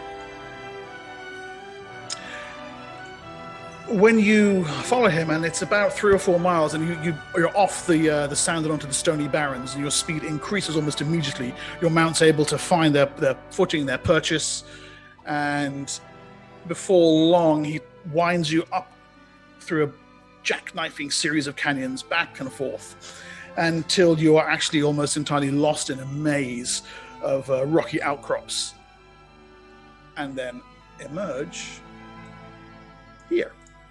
The slavers' camp. It's clear that they have some kind of branding thing going on. You notice all of them, the men, the women alike, have shaved their heads and bound thick top knots emerging from the back of their skull, something by which they might easily recognize each other, yet not something as obvious as a brand or a mark or a sign. Is anyone else excited about the guy who was just like waving to us as we come in? Yeah, I just drew a little purple arrow saying Yes. trust to remind us that that's a good guy. We come up and he's like, Yeah, that's your guy. That's I got a that's good Lorgo. feeling about this "How you place. doing? How you doing, Greetings, guys? Come on traveler. in." I was going to name Need one something? dwarf. Watch out for the other guy. He's got a hammer. I like the Yeah. pole dancing guy as well inside the tent. So, He's like, Oh, yeah, "What, he's- you here he's- for the show? You here for the Just show? ready Hi." to, yeah. Oh, finally, my time has come. then there's this guy that's doing like, change the light bulb, change the light bulb. Well, how often do they get to put the vacancies available sign up? They don't. Yeah, true. So what we've stumbled into is just a band of drama kids. I love it. Welcome to band camp. These people are so dead. So, They're all going to die We're going to horribly. get them all killed. I feel bad for the pole dancer. He didn't deserve this. He chose his profession. He didn't need to be ostracized It's for so it. unfair. I was thinking, like, they're going to just track us magically into this ravine. Exactly. And they're just going to murder everyone. And we're going to be running away, you know. Keep them And then they'll feel occupied. bad because there's going to be that guy that's like, hi, and then they're going to cut off his head. Yeah. And they're So- going to be like, why did you kill us? All we did was lap dances for the last group that came through. So you're welcome to. They've all got little things over their heads now. I love it. Yeah, you are welcomed with, as you can see from the picture, a certain amount of happiness, relief at seeing non-threatening figures who have made their way into the tribe's camp. Lorgo explains what's going on, and from the main tent, almost straight away, a couple of elderly women appear. They're not even trying to hide the fact that they're preservers. Magical trinkets hang around their necks. You can see one of them actually has a stone tablet with what appear to be magical inscriptions upon it. She's kind of reading it over with a nod to the pair of you. They walk rapidly down to the mouth of the canyon, and you can see them working some kind of incantations across the areas where your tracks were. Almost immediately, the tracks vanish. They continue step by step by step until they're lost from view, working their way right through backtracking along your path to hide that which has brought you here.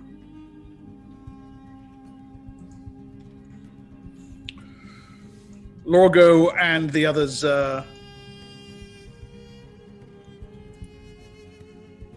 well, Lorgo's the first to bring it up. The meat that you mentioned. We bring the meat. Don't worry. We're bringing meat. Did you want our meat? It's you can have it. It's our tradition, Lorgo says, to make a welcome feast. And if there are those among you who are skilled with the culinary arts, perhaps we can work together to fashion something truly memorable. Are you sure you can hide us from what is coming? It is already done. Vram and Vrala are sisters, both of the flesh and in sorcery. They will not get past. Okay. He puts his hands on your shoulders. Boaz, relax. You're with the free now.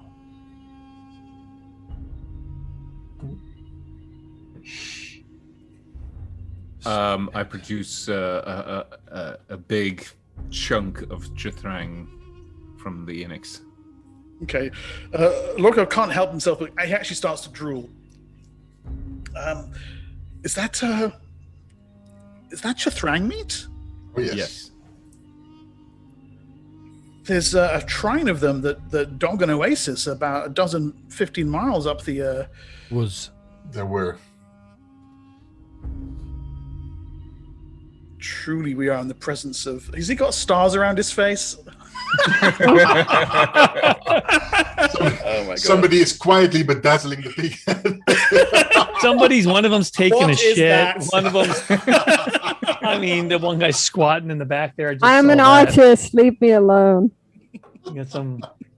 Somebody even draw a doo-doo underneath one of them. I put in chat that the guy with the hammer is just there to fix the stripper pole. Like, And he's got. Do I want to he's know what this is? I created a monster. I'm sorry. He's got nipple rings. Oh my God. Good Lord. Do I This need is to escalated. confiscate people's toys? You guys are so childish. And I mean, this guy's got nipple I rings. only drew a small turd, and you guys got nipple rings. he's like, I just drew a piece of I'm shit. surprised, You guys are surprised doing Arno nipple rings. hasn't got his bloody tablet out and his pen and started to add to it. Okay. So I say stable, but we'll tether your mounts. They have tents. You can set up your own pavilion tent if you want. Otherwise, rest. Water is provided. Broy, scuppernong, cactus ale, self-brewed here in the canyon if you wish it. One of them indeed produces a small lute and starts playing a really gentle, relaxing campfire desert song. And several of the others begin preparing the chathrang meat and various other tubers, fried cactus fritters, some fine red cactus grubs, freshly caught zatao, kestrel eggs, actually, too.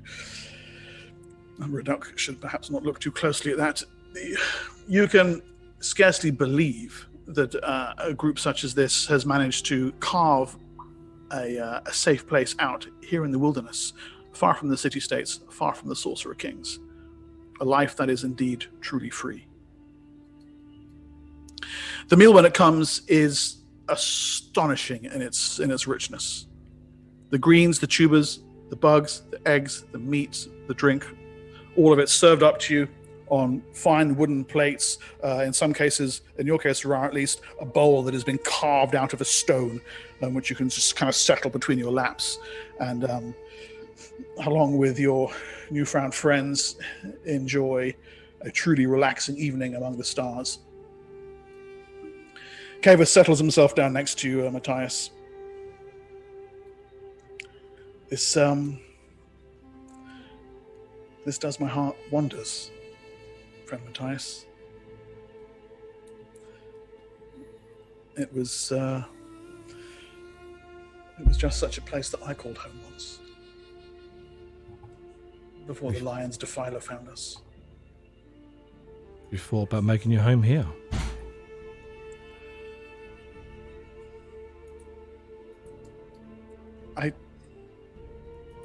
I hadn't thought of that. The journey's not over, I promise. It's a place to come back to. I promised Portek. But yes, a place to come back. A place to come back to.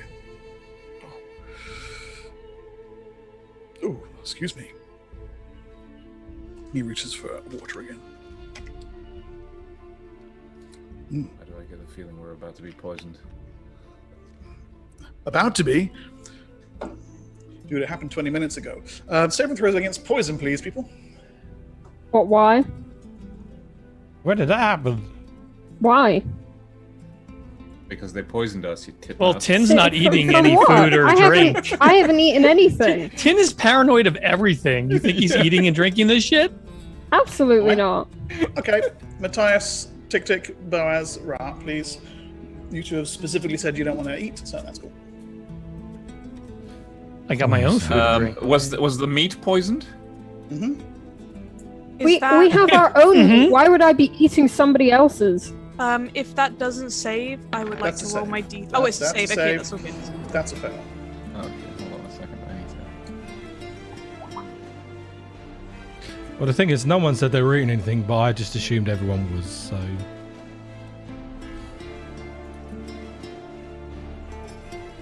That's a pass. That's fair. Could I use my D20 inspiration? Yeah, you can.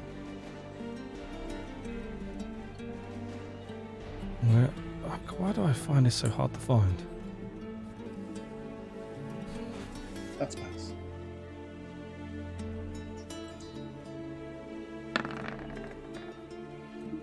That's a pass as well for Kavas. So that actually is just Tik. Everybody else, although you're not rendered unconscious, it's a -5 on all rolls and a -5 on initiative. That doesn't include Constantine and Bengal. Team paranoia. Yay! You see, Tik is affected the worst and immediately slumps to one side, the venom taking effect upon him. Kevin shakes his head, again, as I said before, trying to throw off the effects of the poison. If anybody wants to do anything about it, now would be a good time to roll. I think. Knocking it out and bringing it up. What did you do to our friend? Yeah, I've already killed all of them. Don't worry, guys. Holy shit, that escalated quickly. I renamed them to Bad Boy and Betrayal. See, yeah, I've cut this guy's balls off, and I've cut this dude's balls off, and this guy's head is off. See, never trust. When you walk up and you're like, you guys are sus, and somebody's just there like, hey, how you doing? No, this fucker's a cannibal. Death. Okay. Let me see some initiative, please, people. Okay. Lee, are you hiding from our viewers what's been going on the screen? I wasn't at first, but yeah, I am now. I am now. I'm trying to work out how to remove everyone's toys, but I can't. But if you can clear it, so I can actually. Ooh, this is the best part. It's sight to be seen.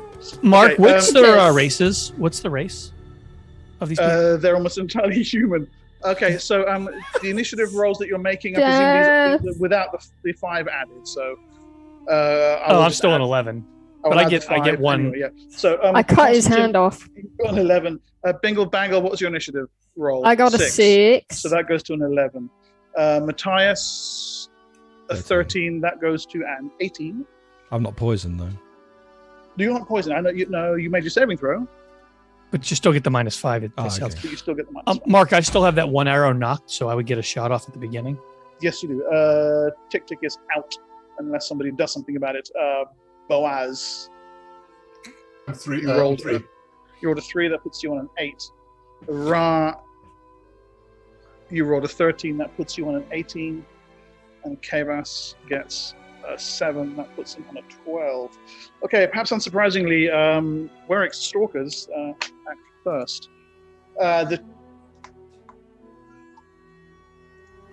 I'm ashamed of you, Lee, that you don't show it.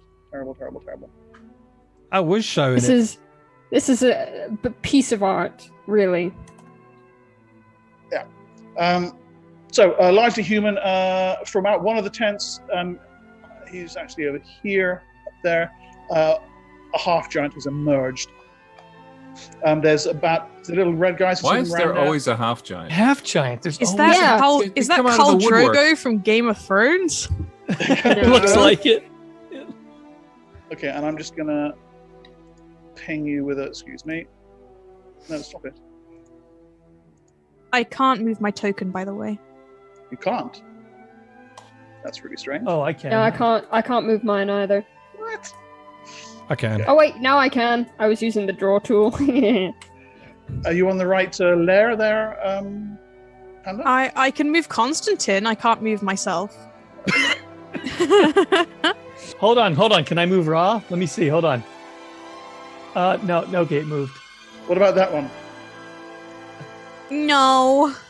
She'd need to drag it on herself. Hold on. Yeah, let me just drag mine on myself. There we go. Okay. Delete the other one. She's a phony. Good.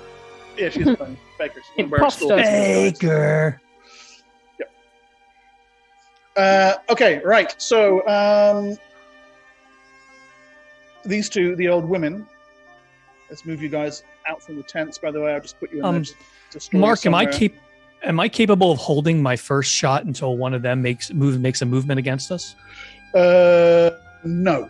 Okay, so I have to shoot immediately. Yeah, you just got to shoot immediately. Then I have no problem shooting immediately, it turns out. Okay, yeah, Constantine, take your shot. Sure, I'm going to put it right in the throat of the guy that's point blank right next to me. Yes. Let's see here.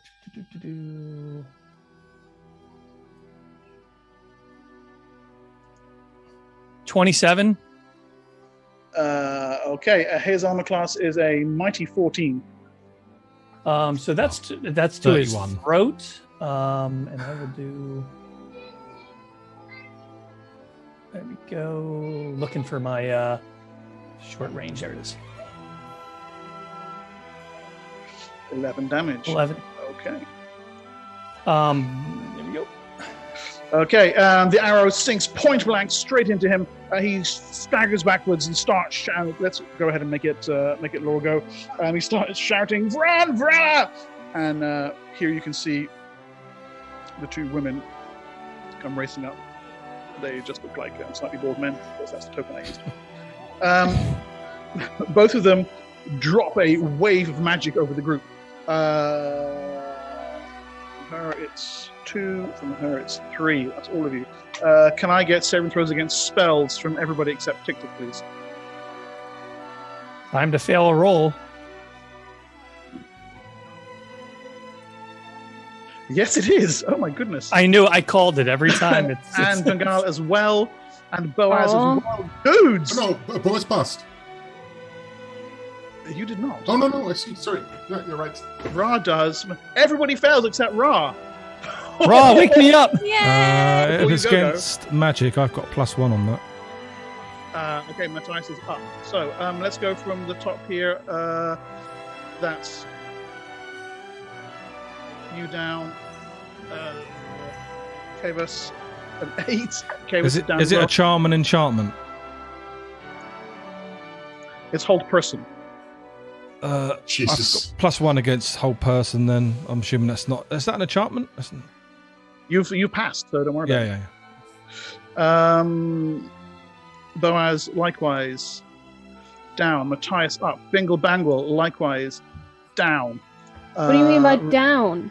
We're held. Held. Frozen in place, should I say. Yes, let's be accurate here. Frozen, held in place. You can actually see what's going on around you, but unfortunately, you're unable to act. Tic Tic starts to snore. It's a green snore. It's a beautiful sound. And then the half-giant stands, rears himself up behind Matthias.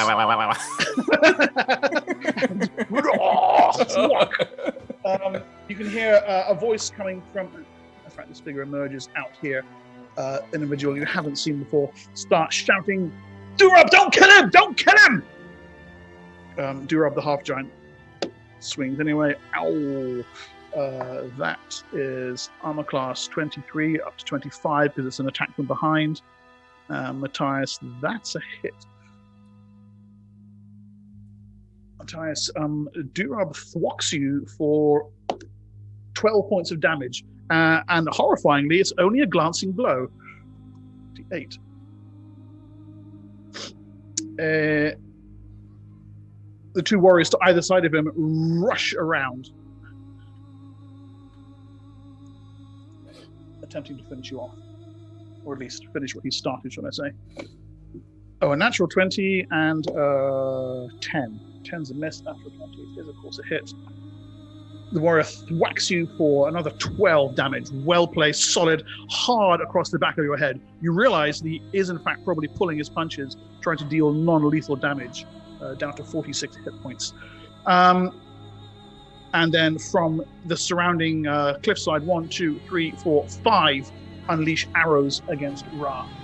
And that's going to be 10 arrows coming your way, Ra.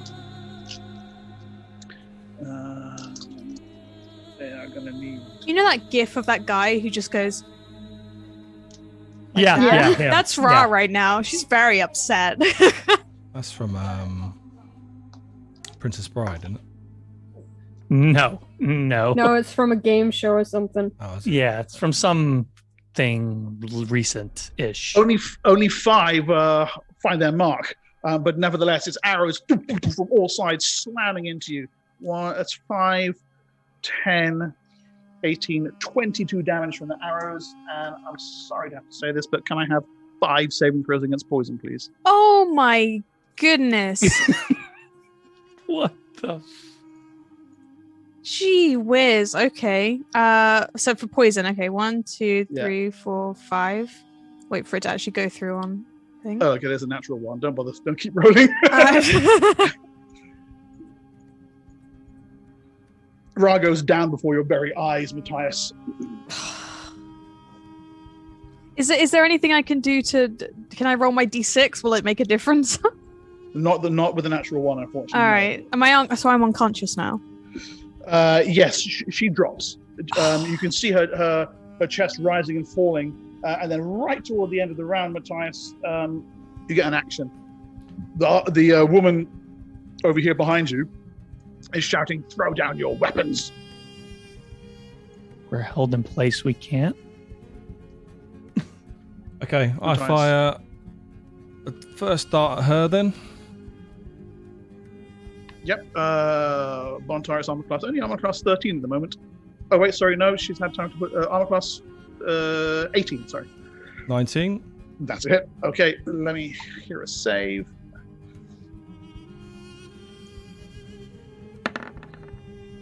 Ah!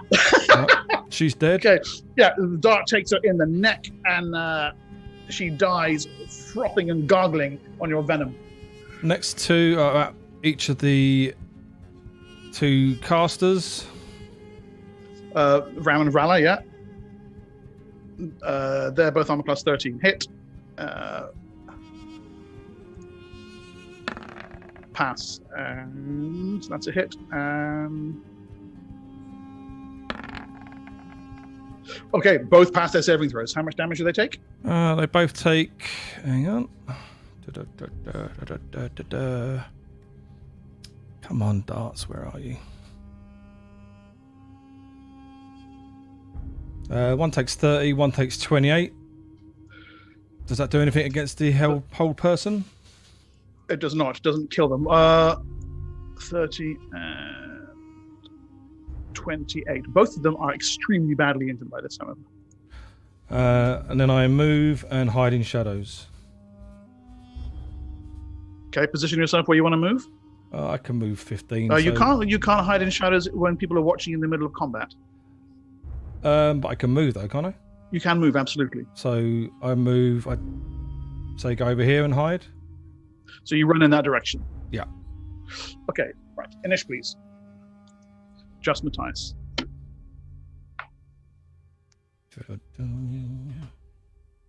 Oh, did I need to do a hide in shadows over there? You could no. That'll be your action this round because you've run out of sight this round. Yeah. That puts you on 12, however. Okay. I'm still as -5. Yeah, you're still poisoned. You've been poisoned. Ah. Yeah, it's like you know how poison has. If you pass, you get this, and if you fail, you get that. Oh, right? okay. Yeah. The pass is seriously debilitative.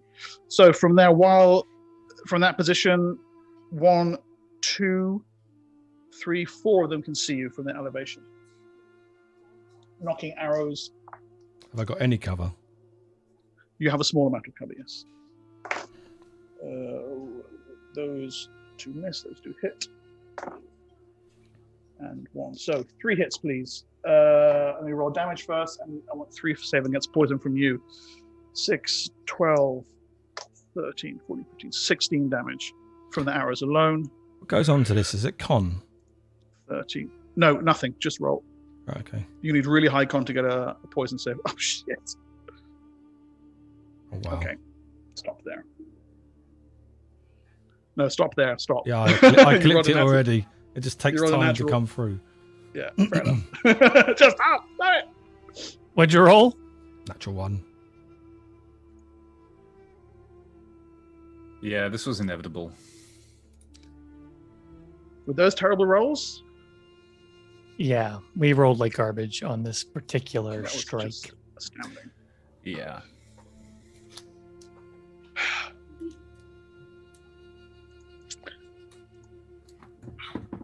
When you come to your senses, you are bound. You are gagged. Each of you is wearing a small metal helmet.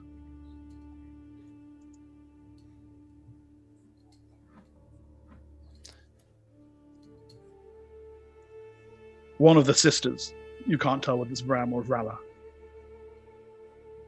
is standing in front of you.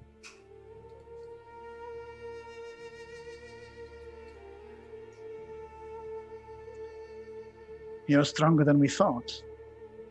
Stronger than we were told. You'll be asking extra for this. You killed Bontai. I would cut your throats myself if we were not told to take you alive. Do you have him yet? The other sister nods. You can see she's staring down into the glimmering green of an olivine stone. Yes. Yes, we have them. You can hear the hiss of an all too familiar voice coming out of the stone. The words indistinct. He will be here within a day. We await your arrival, Lord Vemet. She closes her hand over the stone and smiles. There we end Lucky Chapter 13. Prisoners of Warwick Stalkers. A day to make your escape before Lord Vemet and his band arrive.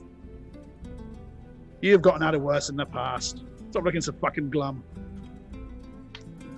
We will pick it up from here next week.